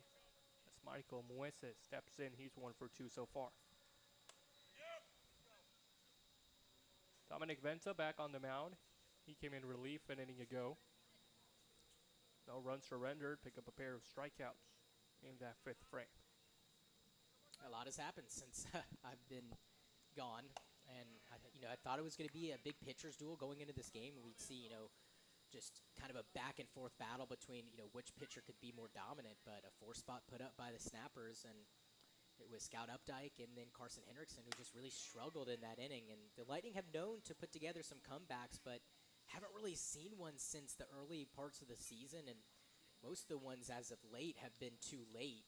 And this time is one of the times where it's not because of the first inning troubles from the Lightning staff. This is just mid-inning troubles. And that 5th inning, Esteban has given the Lightning a good bit of trouble.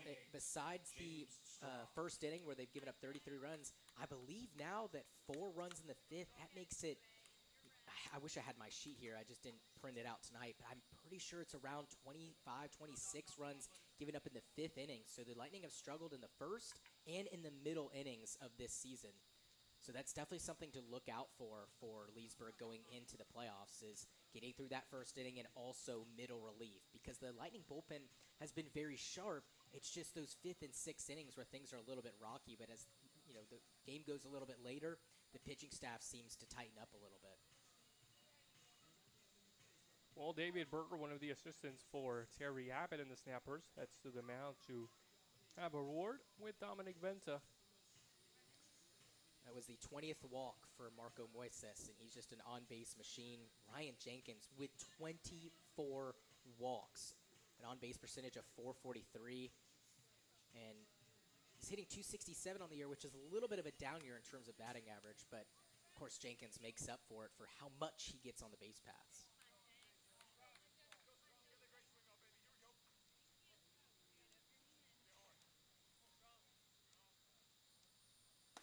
Strom takes strike number 1. James 1 for 2 today. 1 home run this year, 14 ribbies.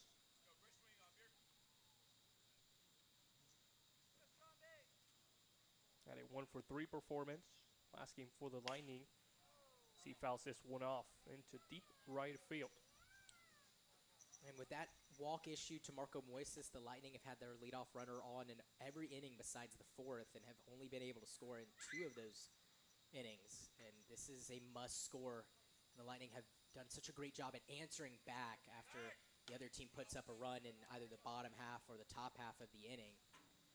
And Leesburg's been able to avoid giving up crooked numbers, but not here tonight against a really good Snappers offense, and have to put up a crooked number for themselves if they really want to stay in this ballgame. It's something that worries me a little bit, if they don't get a run here and at least start to chip away at this lead, will they be able to chip away at the lead as we go later into this ballgame? 0-2 the count on James Strom. West is at first decently, but he stays put, and Strom spoils that pitch. Counter bait. Really good defensive swing from James Strom. That breaking ball breaking into him. It would have been a tough one to get around on, and he knew that the only chance of staying alive was to foul it off, and gave himself another opportunity right here. 0-2. One more time. Up the middle. Gets a piece of Venta, and it falls in no man's land after. No play for the pitcher. 2 aboard for the Lightning. Very unlucky. Venta almost had it into his mitt, and that would have been a great play. And I think Moises, expecting it to be up the middle, might have gotten doubled up at first base if it was caught by Venta and he had the reaction time. Of course, that's all just speculation, but the Lightning get a break here. A hard hit ball from James Strom. With no pitcher on the mound, it should be an easy base hit up the middle, so at least he gets rewarded for it.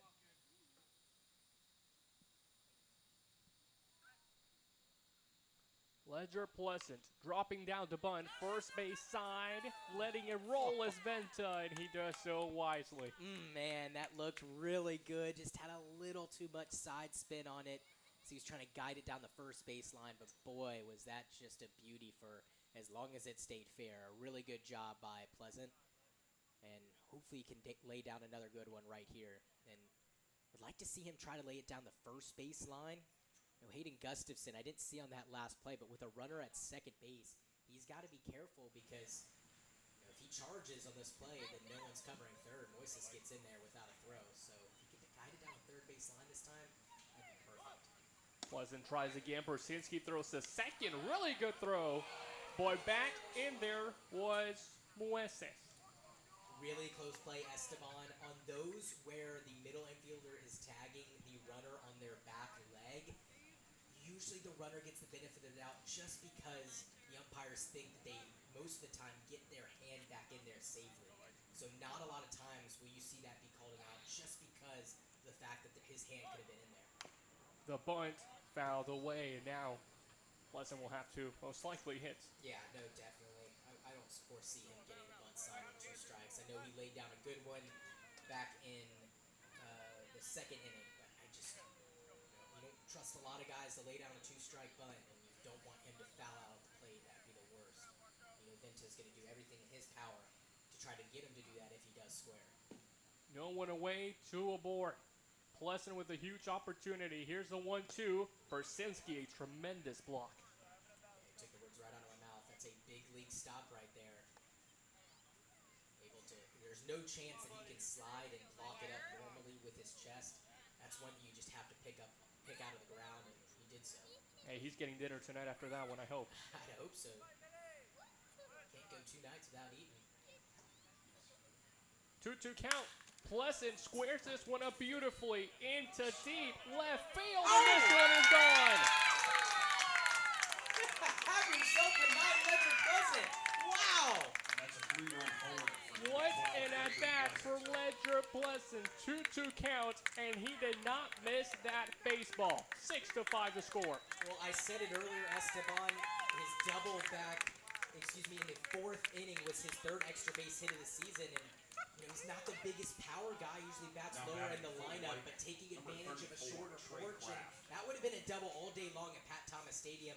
He comes to TFA, and that one's a home run, and a huge one, brings the deficit down to just 1 run.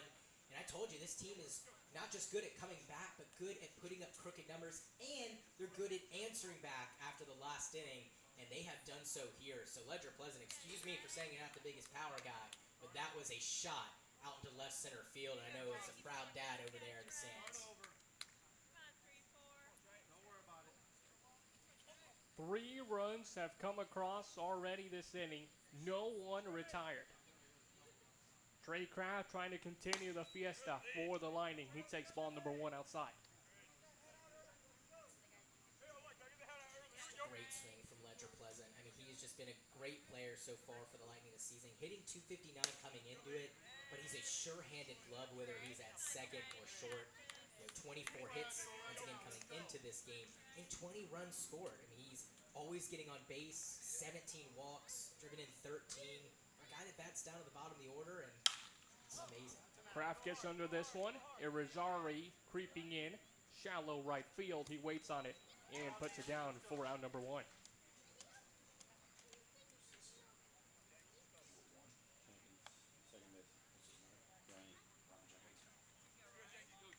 Now batting for the Lightning. So with 1 away, that will give the chance for Ryan Jenkins to step up for the first time tonight. Big shoes to fill for Bluesky with that solo home run to lead off the 5th inning. He was always originally going to just play half the game, and then Bullen was going to come in his place. So there's no injury or anything like that. It's just Coach, mixing the puzzle pieces around a little bit, and usually don't see 3 catchers in the lineup, and got one of them out of there middle of the game. 0-2 and a good slider by Venta. Ryan Jenkins this season hitting .267. 14 RBIs to his credit, yet to leap the yard as he fouls that one towards the right side. And .267, but he's been hitting .350 it seems the past couple weeks. He's put together a bunch of 2-hit, 3-hit nights and finding himself on the base paths so much, and has one of the higher OBPs on the team at 443 coming into this game. Not the most power, just 2 doubles on the season, but just a consistent bat in the lineup. 0-2 to him. He gets a piece of this one and flares it into center field. Big shoes to fill. Yeah. What size is Wroblewski? Because he filled them up pretty well, Jenkins did. I'm not sure. I want to guess maybe a 12 or 13. I don't know. I'm just speculating at this point. But Jenkins has done such a great job. He was flirting with the Mendoza line after going into July, but he's really turned it on. Has had a great back half of this season and just a very reliable batter in the lineup. We've seen him bat in the 2-hole and the 3-hole the past, I would say several games that he's been playing in for the Lightning.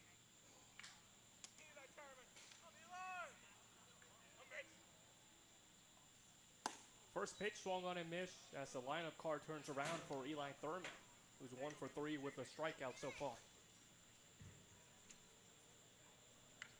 The Lightning have to be more than happy, not just because of the 3 runs this inning, but primarily because that productivity has come from that lower part of the lineup.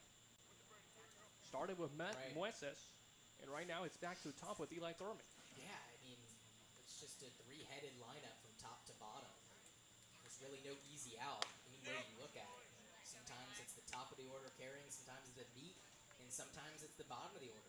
Pleasant, Kraft, and Wroblewski, and James Strom in the 7-hole, all guys not to look past, and they can deal some damage. 2-1. Thurman has to avoid it. The count goes to hitter's favor at 3-1. For Leesburg, just got to keep the line moving. Good job by Ryan Jenkins. Now Thurman's got to follow that up. Just find himself on base any way he can. Fouled away. Last 5 hitters in the lineup for the Lightning. 7 hits combined. First 5 hitters for Leesburg. 3 hits as a collective.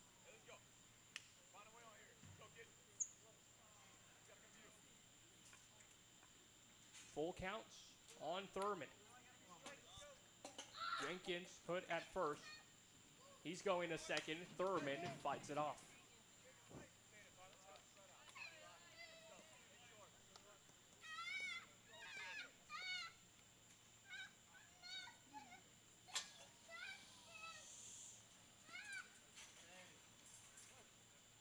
Another big at bat, it seems like, here for the Lightning. Orlando, a double play would make them more than happy. Full count, 3-2. Going is Jenkins, and he'll have to drop back to first for the 2nd straight time. Yeah, Jenkins getting some good cardio right now. Hopefully they'll be able to snag a base. I think Thurman was trying to do so, but he ended up going back a couple of times with some foul balls.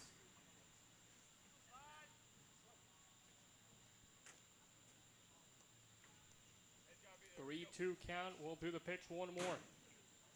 Jenkins going again. This one in the air towards right. Irizarry has it, and Jenkins goes back to first for a 3rd straight time. Yeah. Well, still now batting for the Lightning, number 24, Julian Irizarry. Some really good cross-country training for him so far.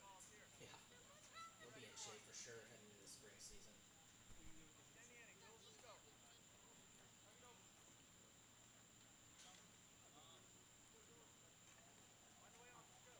So Irizarry recorded the last put out. Here is Julian Irizarry, who grounds out to third.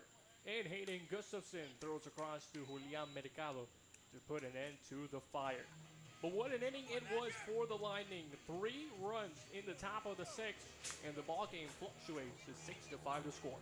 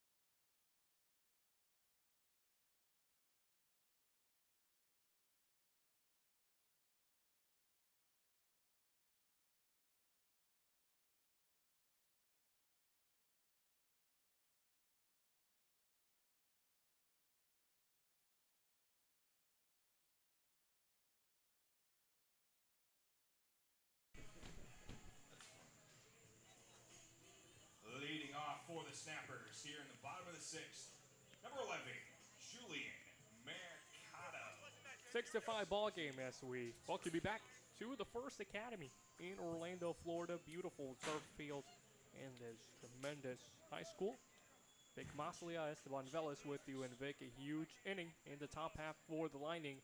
Orlando with a chance to respond. Yeah, Lightning did exactly what they needed to do. Claw back and keep this game close and just chip away at that lead. And now just a one-run game. We need to hold them here and do the same thing the next couple innings. Their first test will be Julian Mercado. 1 for 1 so far today. Drew a walk as well.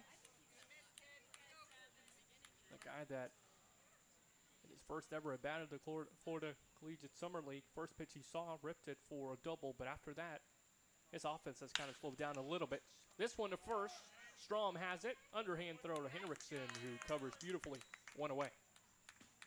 Big first out for Carson Now Henriksen. batting for the Snappers. Was struggling Pitch hitter, last inning. I was number actually 5, down there. And Jax the things I Turner. saw were just, a little bit wide with his command, missed with that breaking ball, just really couldn't find his grip on it, and that's what resulted in the hit by pitch to Grant Como and a little bit to Mario Trivella, and just unable to find that command. And when he did have spurts of good command, they were just right over the plate. The Snappers were hitting it left and right, so good to see him get a quick and easy first out.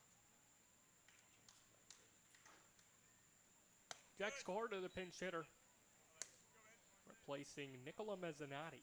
Takes a look at ball number 1.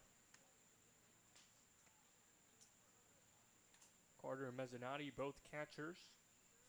They've been a fluctuating piece in this lineup for Terry Abbott all season long. 5 backstops in the roster for Orlando. Wow, that is deep. I don't even know how you spread out the wealth. It just makes me even more curious as to why, Brzezinski got the chance to catch back-to-back nights. Oof. Well, Carter, not what he was looking to get in his first at-bat tonight. Hits by the pitch. Now batting for the Snappers. He'll jog over the number first. 10, Daniel Irizarry. That one looked like a heater, too, so he's just struggling with his command on both pitches.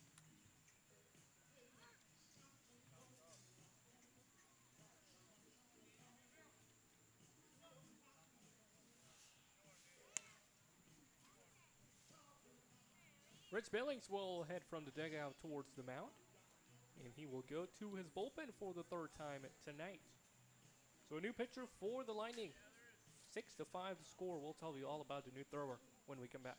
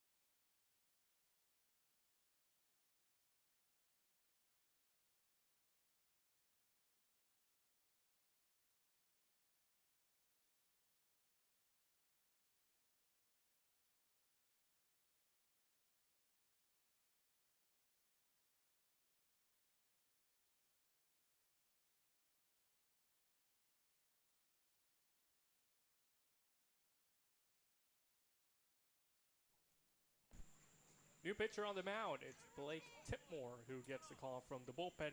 He faces Irizarry to begin his night. Yeah, Blake Tipmore has just been amazing this season for the Lightning. 3-0, a .98 ERA, 12 games all out of the bullpen, 18 and a third innings pitched, 9 hits, just 2 earned runs given up, 8 walks, 24 strikeouts. And he has been by far the best bullpen arm and probably the best arm that the Lightning have had this season. Veteran guy and just an easy go-to out of the bullpen for Coach Billings. Misses high on Daniel, 2-1. Last time out was July 13th, so we recently saw him pitch just an inning. Pretty clean bill besides a hit by pitch, and he struck out 2 batters.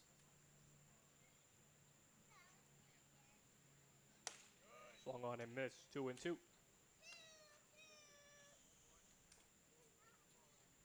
We've seen a couple Lightning pitchers coming in from the bullpen in really tough scenarios.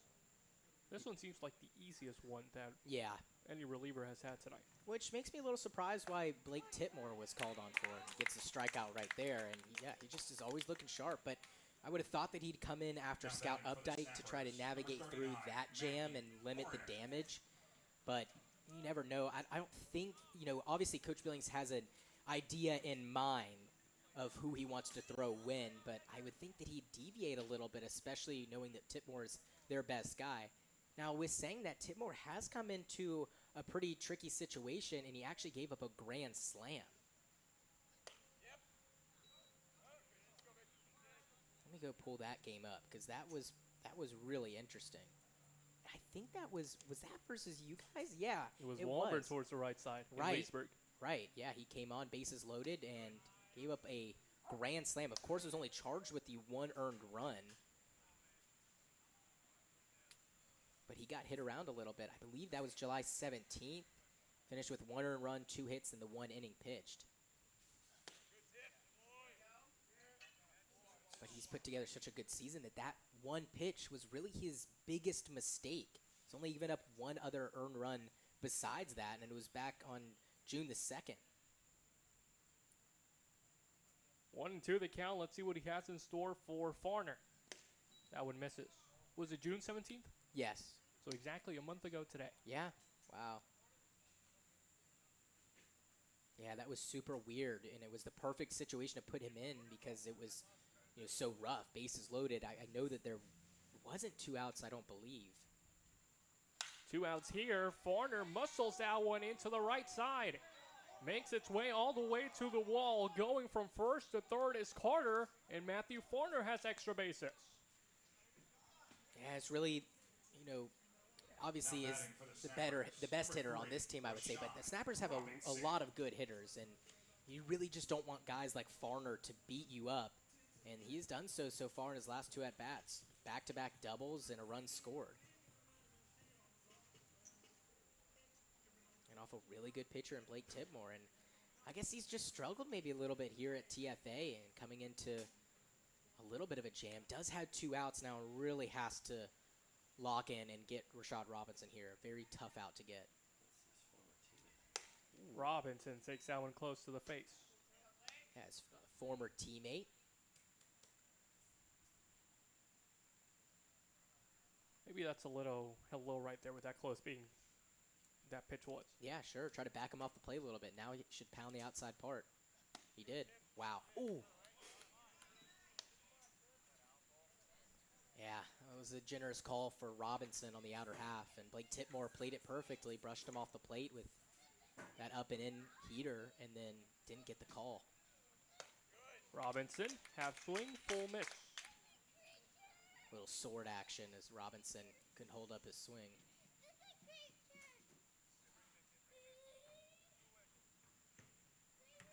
Two in scoring position for Rashad. No RBI so far tonight. He is 1 for 3. And reverse that 3-1 the count.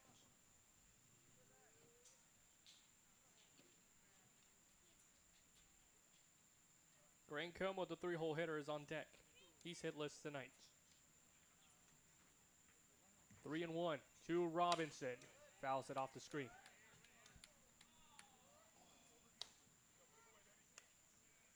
We've had so many crucial at-bats so early in the ballgame. We're not even in the 7th inning. Right, absolutely. There has been. This is just high-stress situation. It really is power versus power. Rashad Robinson doesn't look like the biggest power guy, but we saw that showcase in the All-Star game. 3-2. Robinson takes it on the outer half and gets called for a ball. Yeah, another close pitch. Didn't look as close as the other one, so I think that was the right call from the home plate umpire. And, you know, if you're going to call that first one a ball, then you have to call that second one a ball. So I understand it from the home plate umpire. If not, Terry Abbott, I think, would have had a couple of words with the home plate umpire. But you just got to be consistent, you know, and the umpire was there. So well-earned walk for Rashad Robinson. In steps Grant Como. Base is loaded, and he sees the first ball miss. Well, there's one thing that players really appreciate from umpires is that consistency you just mentioned. Yeah, because, you know, if a catcher's at the plate and he gets a strike call on him on the outside part of the plate, then he expects to get that same call for his pitcher in the next half inning, and really in the entire game as well. And that's where catchers get frustrated with the home plate umpires, that inconsistency, especially when the catchers are at the dish. Now Tipmore behind 2-0. Doesn't issue many free passes to begin with. Como 2-0 swinging, flares. This one's going to be trouble for Jenkins. He can't get to it. One Snappers comes in to score in Jack's Carter. Matthew Forner touches home, and Rashad Robinson goes all the way from first to third. 8-5 the ball game on the 2 RBI single by Como. For the Snappers, number 7. Just tough luck. You know, Tipmore inducing that weak contact and just finds green grass. Just nothing you could do, and it's just very unfortunate for the Lightning. You just one pitch away, and you get that weak contact. Tipmore did his job, falling behind the count, and just a little bit of luck for Como being able to put it in the right spot in the outfield. Besides Jack Carter, who was at first with 2 away, as Gustafson continues a fiesta into right. Robinson will jog his way home. 9-5. This is just so unlike Blake Tipmore. And you really said it, Esteban. He didn't really come into that big of a jam. And he got a quick out, too. And that, obviously, the last one by Como was, I'm not going to say all luck. I mean, we know better than that. But he did get, you know, help just by the baseball gods being able to dump it into no man's land. And then Tipmore threw too enticing of a pitch for Gustafson to lay off. And he's just put together a monster night. Well, that's exactly the point I was going to make before Gustafson delivered an RBI single. It's all come with 2 away as well. Besides Jack Carter being at first with 1 away, every other offense have come with the Snappers 1 out shy of heading into the 7th. Right, and that's going to bode well for the Snappers going into the playoffs. 2 out hitting, it's so important, especially in the playoffs. And on the other end, the Lightning have got to figure out a way to get that last guy out, especially with one of your, honestly, the best pitcher this season for the Lightning in Blake Tipmore. And it's really tough, though, because it's hard to blame him. That, you know, pop fly from Como was just weak contact. 0-2 by Travella. He gets under it. Into the outfield. Thurman calling for it. And he has it. A little bit of an unfamiliar play for Thurman. I mean, shaking for a second, but Eli has it in his glove. And the Snappers close out a 3-run bottom of the 6th. 9-5 the ball game here at TFA.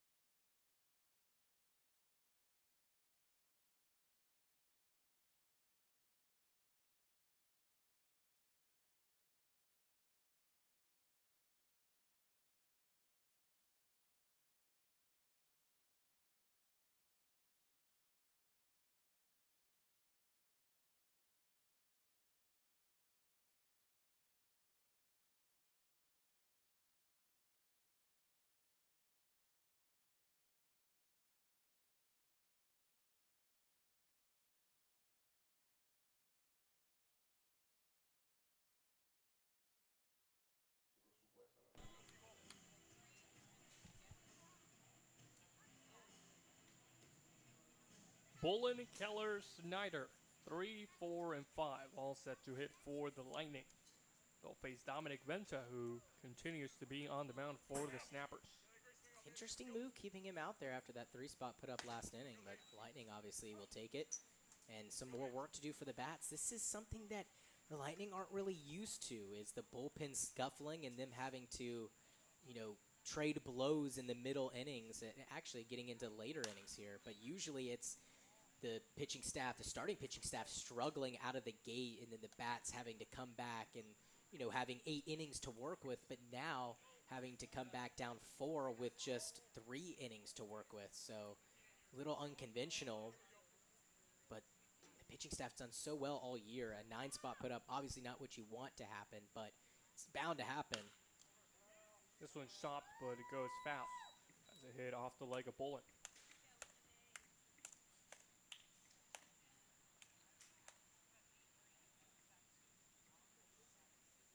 I think if any team deserves their bats to bail out the pitching staff, it's the Lightning as of right now, whose pitching staff has carried them through the back half of this season, I would say, after some real big struggles in terms of free passes and wild pitches and stuff like that.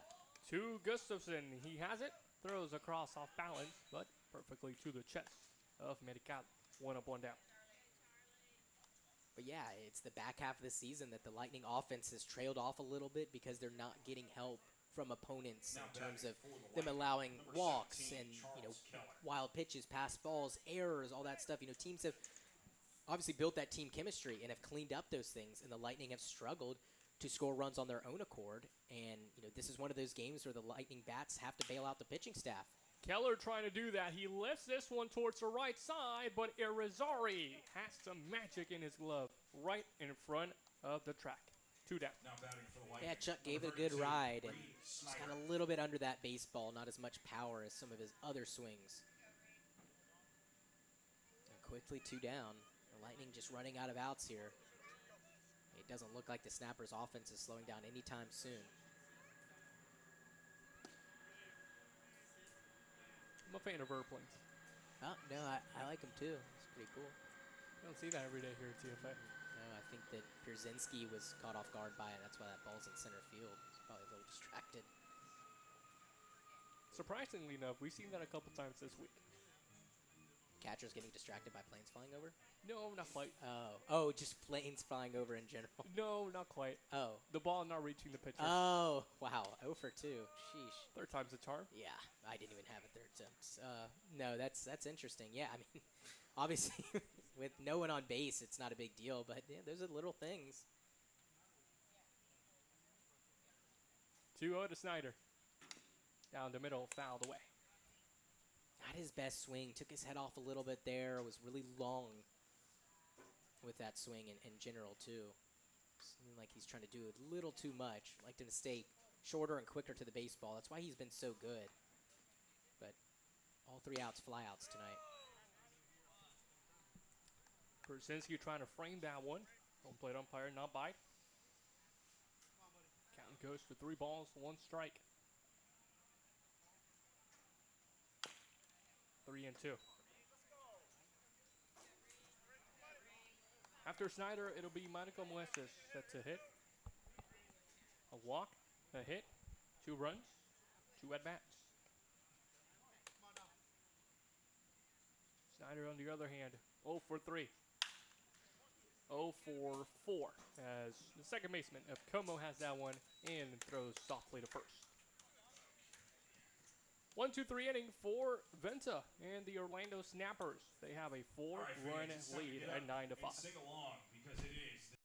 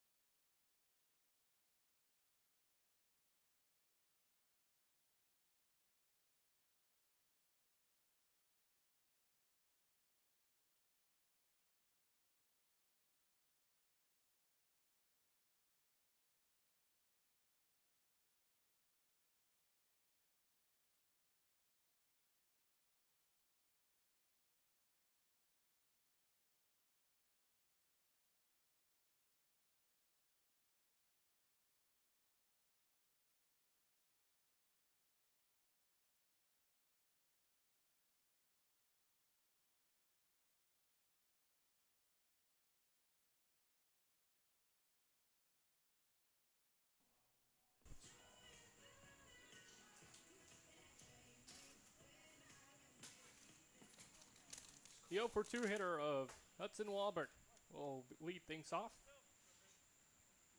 He's got an RBI, has struck out once as well. Following him will be Austin Persinski.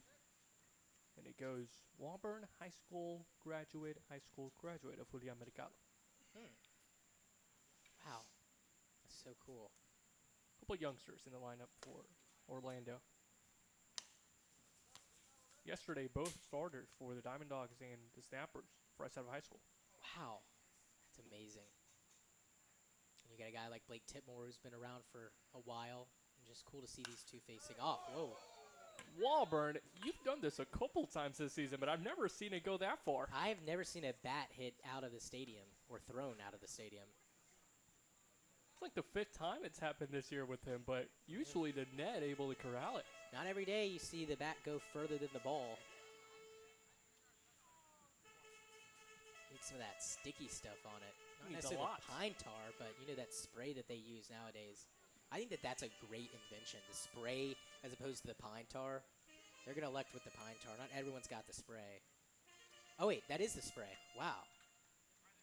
Give Right him on everything cue. at this point. Give him the Yeah. spray, give him the pine tar. Yeah, seriously. Give him some duct tape, too. Oh, yeah. Like in bench warmers, just tape it around his hands. Worry about it later if he gets on base. Or he can just run the bases with the bat in his hand. Sure, why not? Be I don't one see way the to issue. get the defenders out of the way. Oh, yeah. You can use it like a sword. Ka-chow, ka-chow.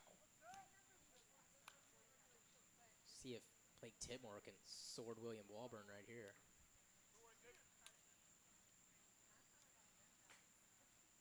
And he can. Not a sword, but he did get the swinging strikeout. Now batting for the Snappers, number 22, Austin Persinski. One away for Austin Persinski. 2 walks. And an 0 for 1 performance so far. 137 hitter this summer. He will be taking his talents to UAB in the fall. Yeah, I got to talk with his dad in between innings when I was down there. Really cool guy. I told him he's a really good broadcaster. And I told him I didn't like what he was saying about how, you know, he played baseball maybe 1 or 2 years too long. I told him, hey, you were with my Braves in 2015. That was your last season, and you were exactly what we needed. Obviously wasn't in his prime, but still a good addition to, obviously, the catching department for the Braves. But, yeah, he's just a great guy all around. I think it's so funny how he's filming Austin at the plate. Just like a regular, you know, everyday, ordinary dad.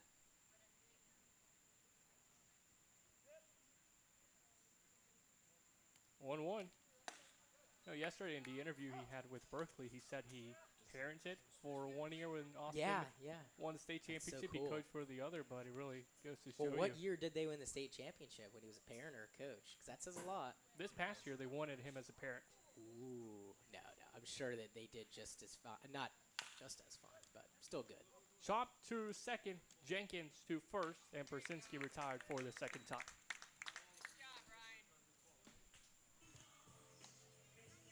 Well, but they won it with him coaching, and they won it with him as a The parent. Snappers. Okay. Okay, cool. Julian That's Mercado. awesome. I mean, yeah, I'm sure he's a great coach. A lot of that stuff that he does behind the plate, already being a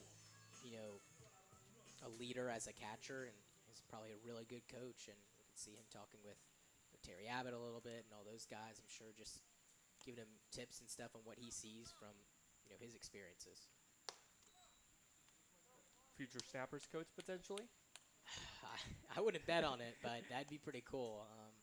I feel like if he's now, not coaching high school anymore, maybe he was coaching just because Austin was playing there. I feel like he wouldn't want to go back to it, but never know. I mean, you really don't. Some guys, you can't get out of baseball even if you try. I mean, there's so many former baseball players turned it broadcaster and guys that do it for the rest of their lives. Joe Simpson's one that I think of, getting older too. Mercado's 1-1, turns into 2 balls and 1 strike. I think in terms of him managing anymore, I think Fox Sports has him pretty busy. Yeah, I would say too. I was thinking, I was like, yeah, I know he does something else. No, I mentioned earlier that he was also a broadcaster, so sure it's a little less stressful being up in the booth than in the dugout managing a group of guys. But that's just my guess. It gets pretty stressful up here. I mean, my hands are sweating. It's because of the 4-run lead for Orlando. Yeah, that does help. Or that doesn't help. 3-1 flared into the center side of the infield, but Pleasant covering some ground, tracks it in the air. 1-2-3 the inning. Down to go the snappers, Walburn, Persinski, and Mercado retired in order.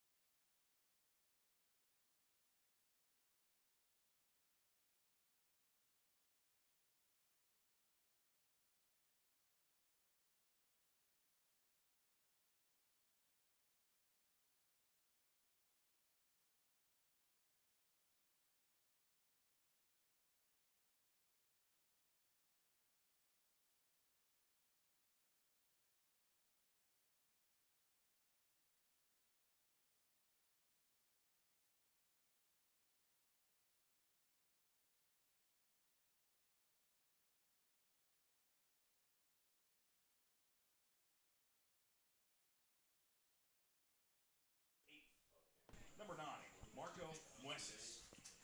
Marco Mueces set to lead off the top of the 8th in this 9-5 ball game, highlighted by the Snappers offense so far. Funny thing is, you look at the hit column, Leesburg's leading the way by 1, 10-9. Yeah, I mean, just the Snappers making their hits count, really.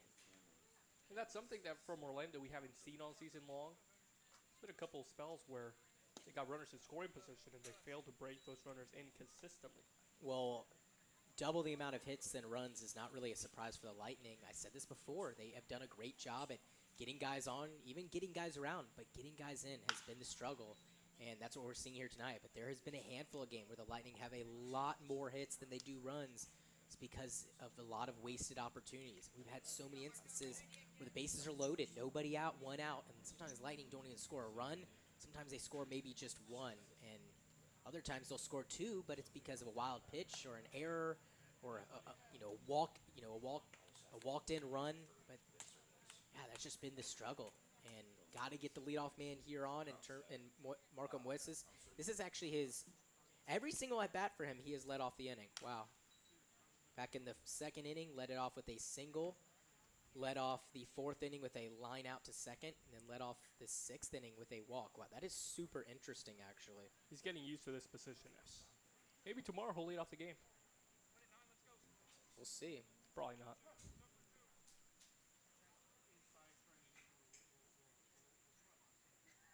Three-two. Mueces fights it off. Today the softball field hasn't gotten too much love from the baseballs. Usually it's piled up after the game. Lots of foul balls going over there. But for now it's just the sprinklers playing.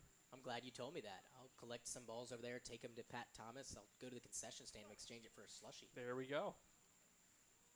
3-2. Mueces, that one close to the softball field. I don't think it made it. Actually went in the direction where my car is. Yeah. It's okay, my window's already broken. Really? From Not- a foul ball? No, Oh. not entirely, but it has a big scratch. Okay. Sorry. Happened a couple months ago. Actually, October. I think I remember that when you took me for a spin. Oh, did you notice? I did notice, yeah. I didn't want to say anything because I didn't know if it was like a tough subject or whatever. Nah. I've just been lazy to replace it. That's all right. Safe fly. Safe flight replace. 3-2 misses wide, and Michael Mueces, for the first time this ball game, will lead off the inning with a walk. Now batting for the Lightning. Actually, Number second 28, time. Second time this ball game. Led off the sixth with a walk. I was about to say, he's led it off now 4 times. One of them has got to be a walk besides this one. He walked so much, Esteban. I mean, coming into this game, Moises had 19 walks. Now he's up to 21. And, yeah, he's just always fighting himself on the base pass. Another pitch that misses the strike zone. This time it's Strom who watches it. And that's going to be enough for Terry Abbott in terms of Dominic Vinta on the mound. So we'll see who they go to. Probably the best decision. A little surprised the leash was so long for Vinta, but he had a 1-2-3 inning in the 7th and got through them no problem. So he ate up some innings and really good pitching moves by Terry Abbott so far. And hopefully for the Snappers, this is another good one. We're about to find out when we come back.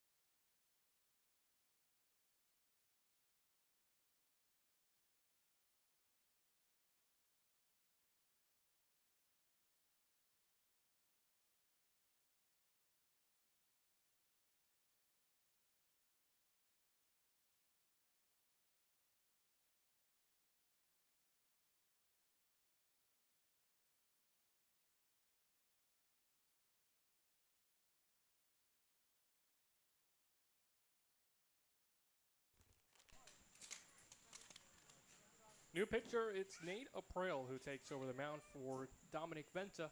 He begins in a 1-0 count as this one elevated to center by Strom. Robinson coming in. He's got the first out. I like the aggressiveness from James Strom, but in this scenario, I'd also liked him to see a couple pitches from April, maybe get comfortable. The most important thing about this inning is just keeping the line moving, being able to string together hits and try to chip away at the lead because they're running out of time now. Not too much work for April this season. Only 5 innings, 5 strikeouts, averaging 1 per frame. This one blown past the glove. Persinski, he still has a play, throws to second, but a bit too late. Moises slides in there.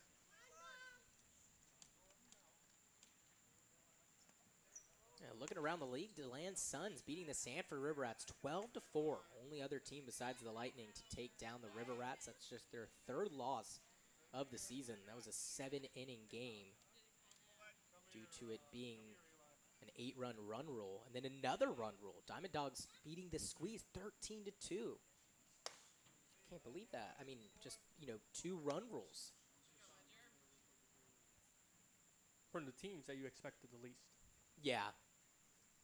You don't expect the Rats to really lose, especially by that number. And Diamond Dogs have struggled, and to win 13-2, it's really good. And against a squeeze team who really needed to win that game, because the Suns were a game and a half up going into tonight, or I believe a game and a half up.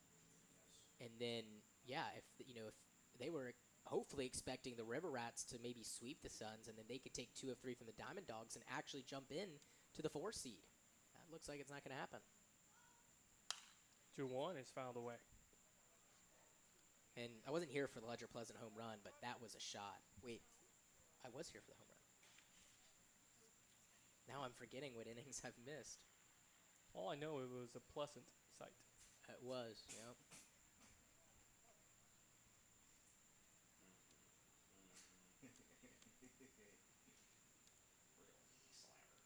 We're going 2-2. 1 away, 2 Ledger. Fouls it off the nets. I was here for it. That was a shot. I mean, yeah, double and a home run for him. It's just a great night altogether, and he's just such a sure-handed glove, too. Hasn't had a ton of action out there at shortstop tonight, but has made a couple of good putouts for sure.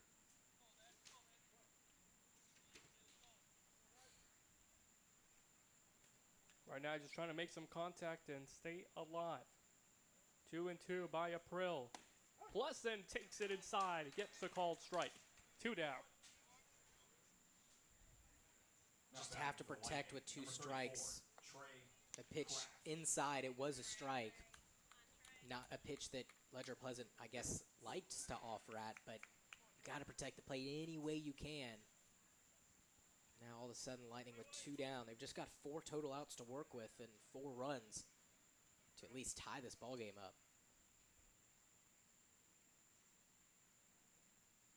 Here is Trey Kraft. Ball number 1, Persinski wanted to throw. No one was covering second. Kraft 0 for 3 today with an RBI and a strikeout.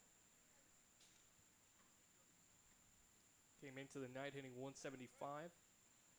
That's dipped to 163.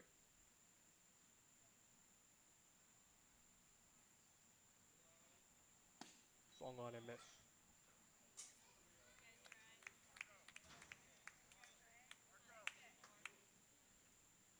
Well, and you have to think, Kraft, a guy that's hopefully been working on his craft throughout the summer. Yeah. Definitely. But he draws a lot of walks, so despite him not having the best batting average, he scores a lot of runs. 1-2. I mean, 16 runs scored for a catcher that doesn't play in every single game and 20 walks.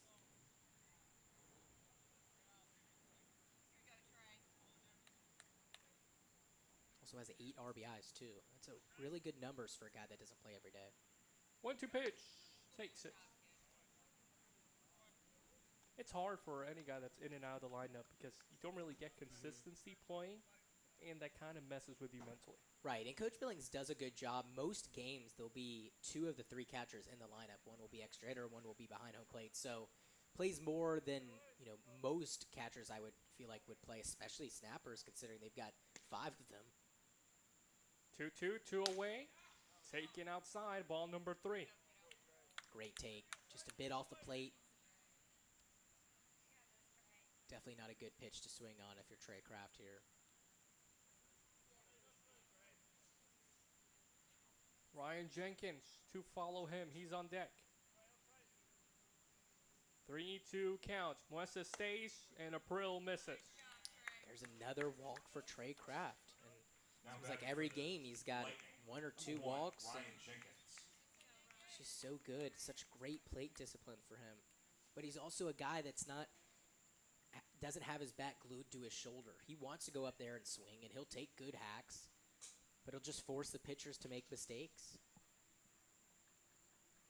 And he does such a great job, too, of extending the innings. That's exactly what he did right there with 2 outs. Persinski will fire this one a second, but standing up is Muesses.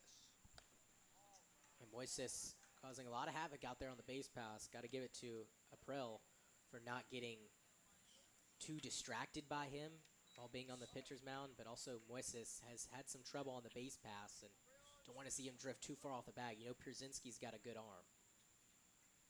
Ryan Jenkins ahead in the count. Wes is contained. 2-0. I think he's really making it tough for the righty here on the mound, and I think that he's starting to focus a little too much on Moises, whether it's by his own fault or just Moises out of the corner of his eye, and it's something that he really can't control.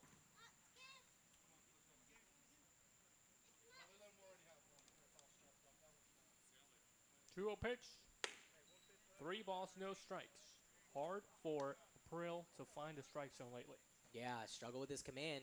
And the Lightning, I would say the best team in the league at taking advantage of what the other team will give them. And I know that's tough to say, but a lot of their runs, a lot of the high-scoring games are because the Lightning just take advantage. Walks, wild pitches, pass balls, errors, you name it. The Lightning will make you pay.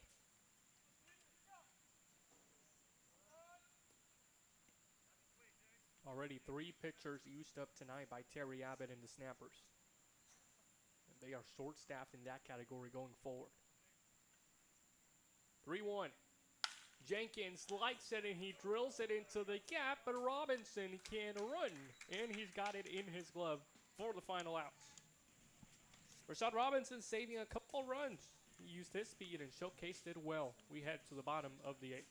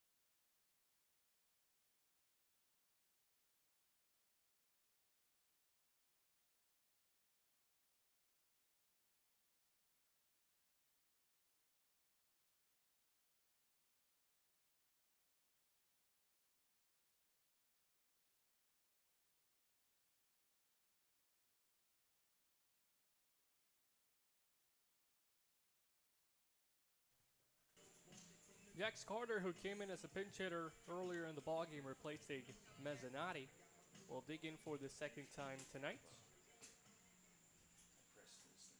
He drew a walk his first time up.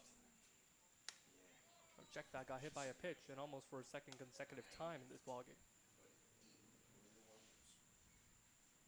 Yeah, Lucas Perez has looked very sharp for the Lightning in the past couple of outings. Someone who struggled during the middle of the season, but he's a flamethrower. Could get up, 90, sits around 89, 88, 89, but definitely can get up 91, 92 for sure, especially when he empties out the tank. 491 ERA so far this season. 18 and a third innings pitch. He's given up 10 hits and 10 earned runs.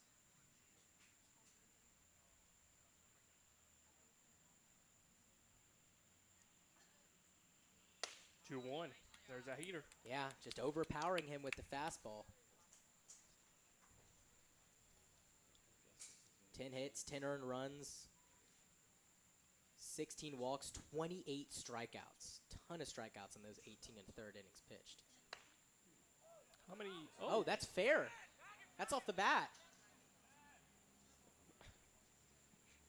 Well, Tex Carter wanted to I was extend the play glad- a little bit. Who was was it the Pirates or the White Sox or the Pirates? Yeah, who made that crazy play. I think it was against like Javi Baez when he was back with the Cubs, and he hit a ground ball, and instead of just touching first base, he tried to walk. I think it was Baez. I don't know. He tried to walk the runner back, and then at the same time, the runner at third came home to score, and they were late on the throw. So good job by James Strong. Of course, no one on the base pass here, but yeah, good job by Lucas Perez. You know, that actually was almost a hit by pitch, and if he did hit him, that would have been his 11th hit by pitch of the season. And those hurt coming from him. Oh, yeah, definitely. I'm glad I'm up here and not down there having to face that for sure. He could do well. Not that I couldn't take it, of Right. course, yeah. He could battle. He could dig in. A tier or two later, but I'd make it down to first base. Broken rib. Hit by a pitch, but you're at first. Yeah, I guess. 1 and 2. And Perez's last time out with 3 innings in relief, gave up 1 hit, 1 earned run, 3 walks, but 6 strikeouts. All right. There's a hit by pitch this time. I mean, it's so interesting to me. It really is. Now batting He really for the struggles with Snappers, that. number 39, Matthew Farner.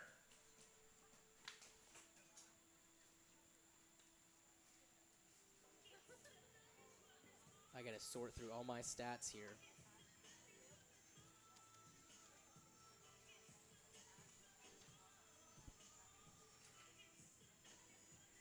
Well, it's back to the top of the lineup of Matthew Farner, who's had himself quite the day. 2 doubles in 3 at-bats. He's coming to score twice as well.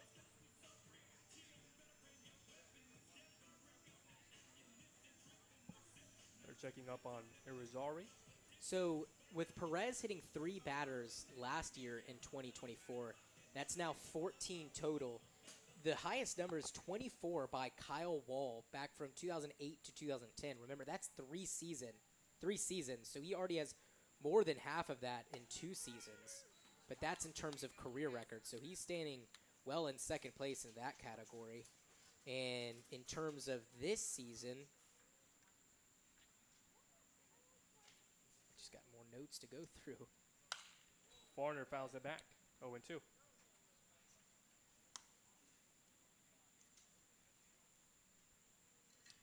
Yeah, Lucas Perez in a single season has now surpassed Darren Kelly and Kyle Wall, who both hit 10 batters in a season. He's now hit 11. Wow. Farner swung on and missed. And despite him struggling with that, he still has put together a pretty solid season, Now batting for the Snappers, especially in the later number half. 3, He's really had, Rashad I would say, Robinson. 3 games where he struggled, and those were in longer innings of relief. But besides that, I mean, he's thrown up some goose eggs, some one-run ball in 2 or 3 innings. Just an interesting factoid, really.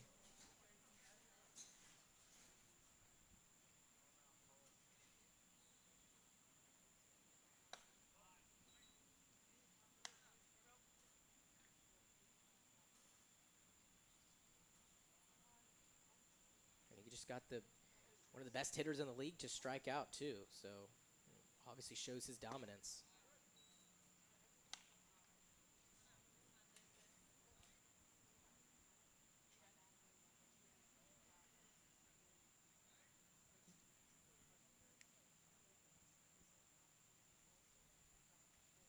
Two 0 to Robinson. Gets fouled. Sometimes it's tough when you throw that hard to locate those pitches consistently, especially at a younger level. Right. No, for sure. Sometimes might be overdoing it. Seems like a lot of his hit by pitches are to righties. So maybe it's a 2-seamer running in. Sometimes it's a breaking ball that never breaks. Sometimes it's just a dead red fastball that he loses the grip of. It could be a combination of all 3 of those things sometimes. But the most important thing is not those stats, but how he works around it.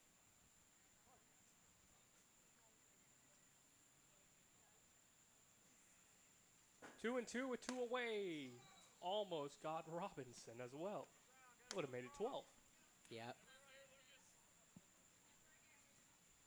And that would have been his 4th time with multiple hit batters in an appearance.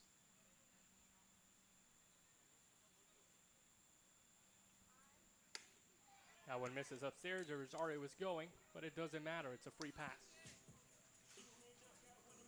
Now batting for the Snappers, number 14, Grant Como.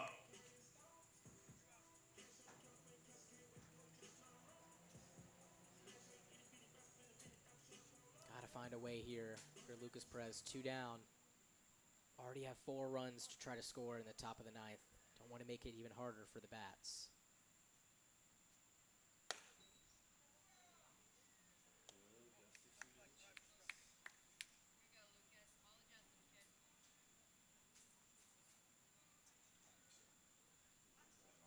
One 0 to Grant.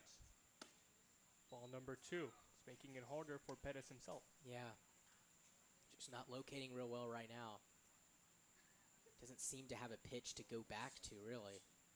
That's going to mean he's going to start throwing a lot more fastballs. 2-0 is spoiled.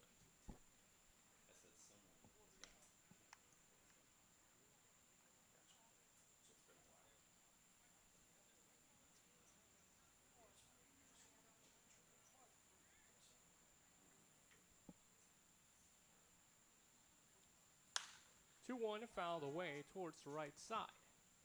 At the distance, not the placement. Right size, wrong shape. That's what they say in the biz.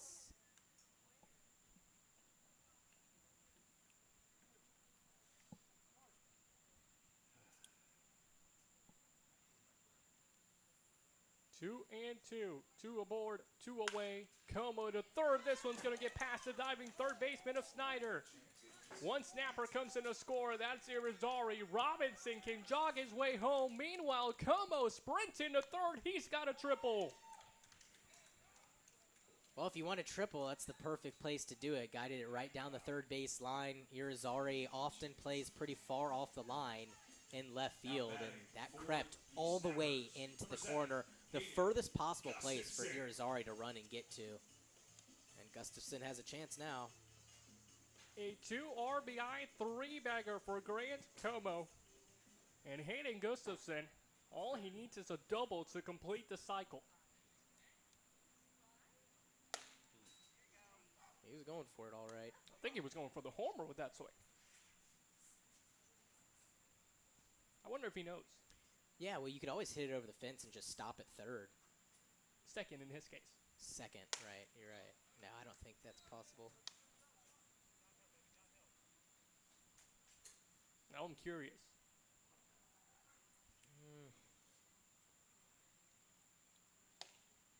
Pitch well outside, and Gustafson wanted. That was nasty. The pitch started middle, ended so far on the outer part of the play. I think Perez also got some help from an antsy Gustafson wanting to find a gap here. But he's got to shorten up if he wants a 2-bagger. 1 and 2. Gustafson stays alive. It was actually a really good swing, too. Took my advice from up here, shortened up his swing a little bit, and was very close to getting a good barrel on it.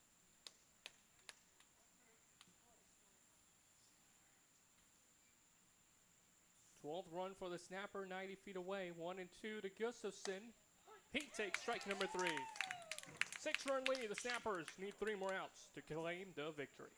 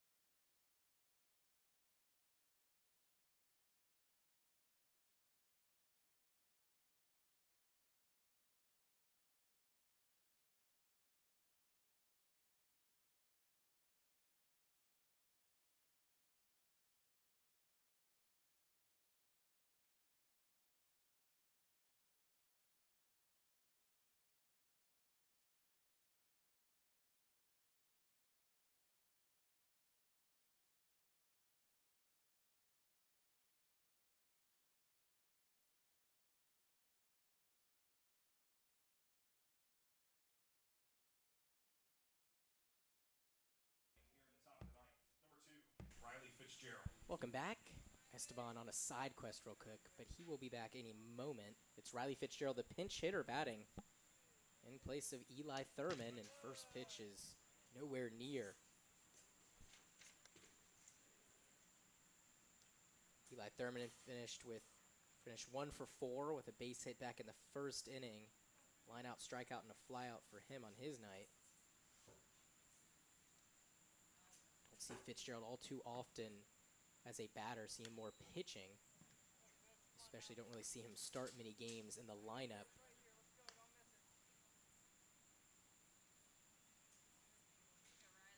Big comeback to mount for the Lightning.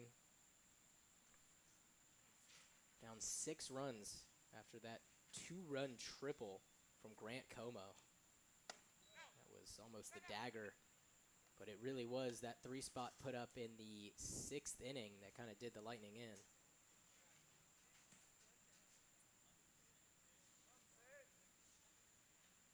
3-0. That one's nowhere near again. April just really struggling out there on the hill. So the Lightning get their leadoff man aboard, and Now batting for the Lightning. if anything's to go their way, it's getting the leadoff man aboard. Did so in the 8th, in the 6th, in the 5th, in the 2nd, and in the 1st. So most innings, Lightning have had that leadoff man aboard. This is going to prompt a mound visit from the Snappers. And 5 runs put up by the Lightning, but with all their opportunities and considering they got 10 base hits, seems like wasted opportunities have hurt them again, but also it's the pitching staff with that glaring 11 runs given up. So really on both sides of the ball, you need to clean things up. Just the 1 error, so the defense has been the brightest spot.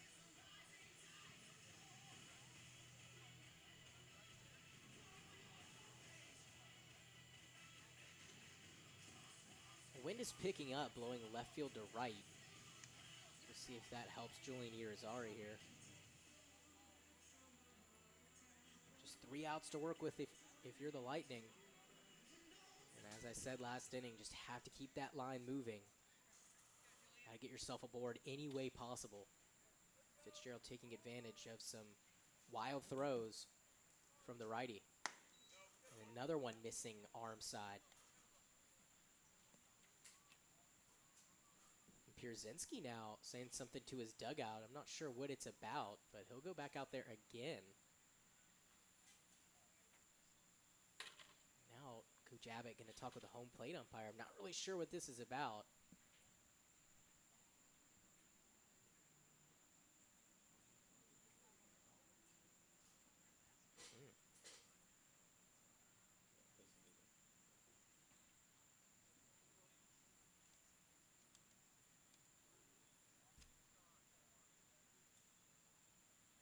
I don't know what it is. I'm kind of speechless up here myself. Cole Bolin coming out to get some gear from Riley Fitzgerald.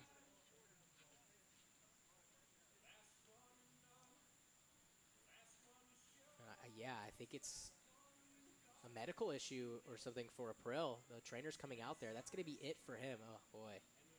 Pointing to that shoulder blade is something behind his back, and it's never a good sign. So I think it was Pierzynski to notice something was wrong with the righty, and he made it known, and good for him. I mean, that is such a veteran catcher move to call on the dugout.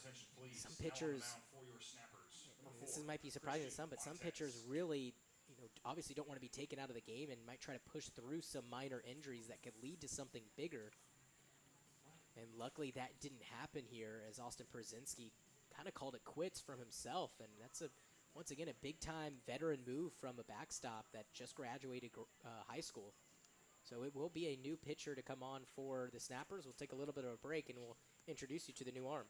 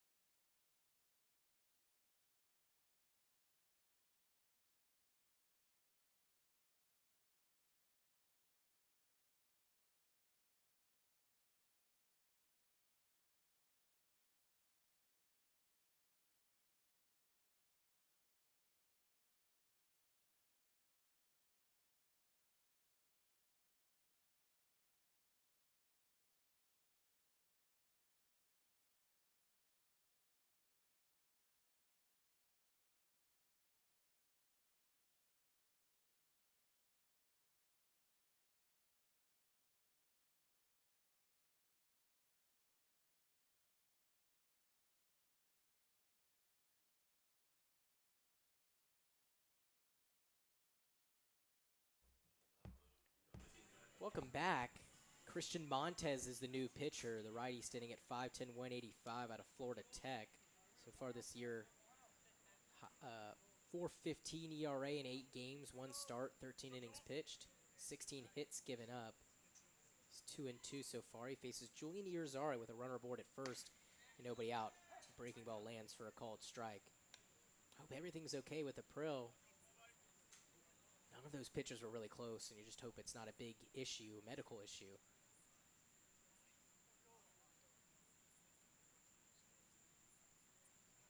1-1 on the way, missed low in a way. Last time out was yesterday night against Winter Park. Pitched an inning and a third, gave up 2 hits. I'm surprised he's pitching right now.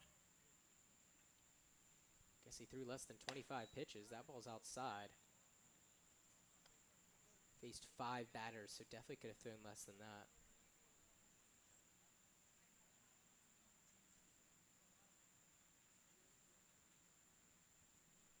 Scotty Irizarry in a hitter's count. 3 balls, 1 strike. Here it is. Swung on, hit to center field, pretty deep, ranging back Robinson, and just shy of the warning track, he hauls it in for out number 1. A good swing by Irizarry, but nothing to show for it. Just missed it. Now batting for It's the Cole Lightning, Bolin now the batter with Cole Bolin. just 2 outs left for the Lightning. Remember, the winner of this series will lock up the 2 seed in the Florida League playoffs. 2 more games left. 1 game here tomorrow and then 1 at Pat Thomas on Sunday.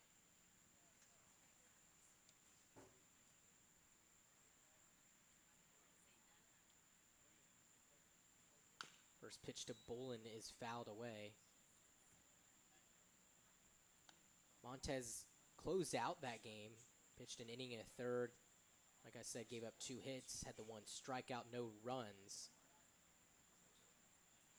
Montez threw 22 pitches, so he was 3 away from not being able to pitch tonight. 25 pitches or more means at least 1 day of rest. 0-1 off the plate.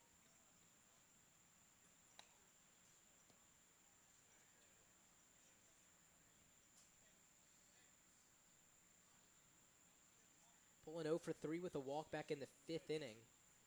A couple flyouts and a ground out.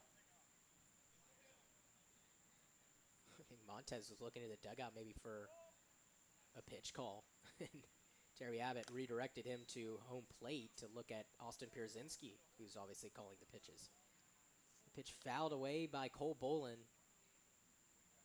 So 1-2 count, 1 down.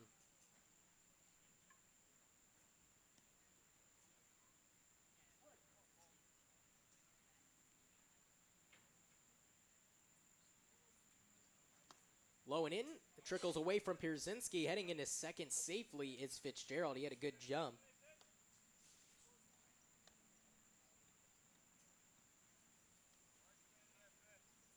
So now runner in scoring position. Still a lot of work to do for the Lightning to try to mount a really big comeback here.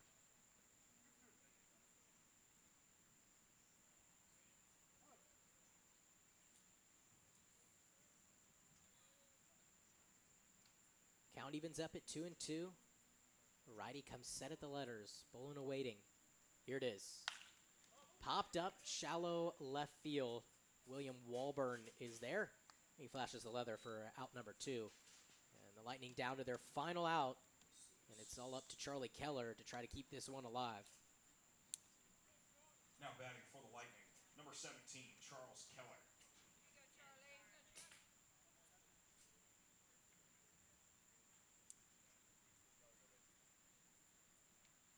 Keller's had some good swings, but nothing really to show for it besides that single back in the 1st inning. After that, a ground out, strikeout, and a fly out.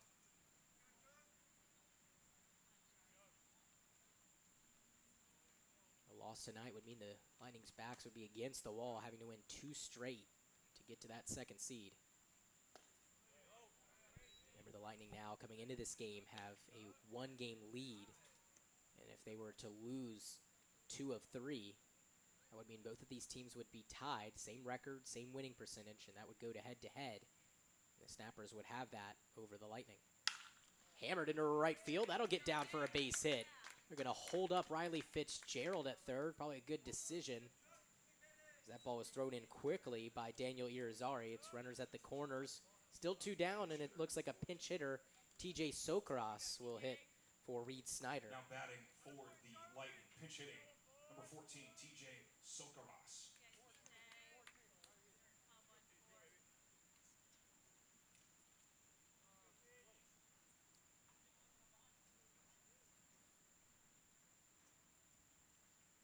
First offering is a called strike. Nice breaking ball by Montez.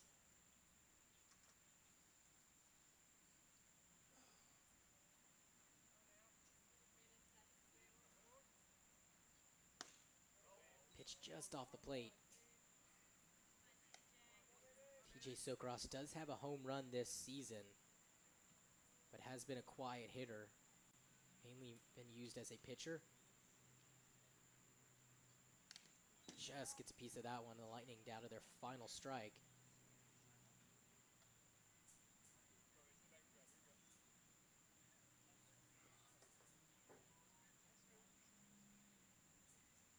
Sokras with 40 at-bats.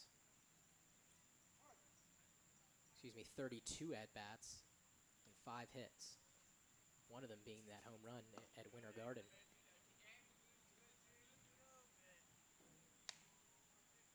Deuce is wild as we're under the lights here. Thursday night at the First Academy, and the Snappers looking for a big win over the Lightning. Montez ready? He deals. Ooh, that almost hit the bat. It will be a ball as it just missed the head of TJ Sokras. Oh, it is a foul ball. I didn't even see it. I didn't see it hit off of his bat, but I guess it did. It's a 3-2 count. That's what the home plate umpire just signaled. Runner goes.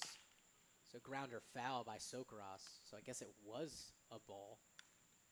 I would have thought it had to ricochet somewhere.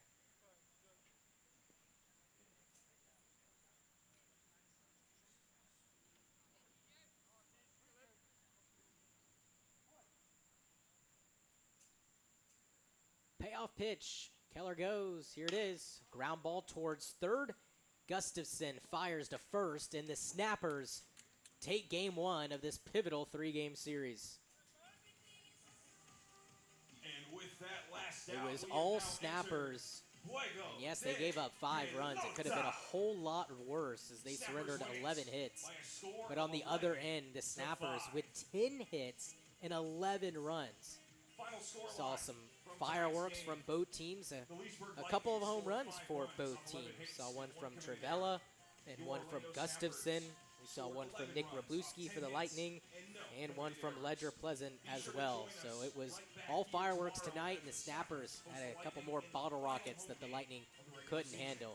And be sure to stay tuned So to final Florida score League 11 to 5. We'll be on back with the Instagram, totals Twitter, after or this. Facebook at Florida League to see our season schedule.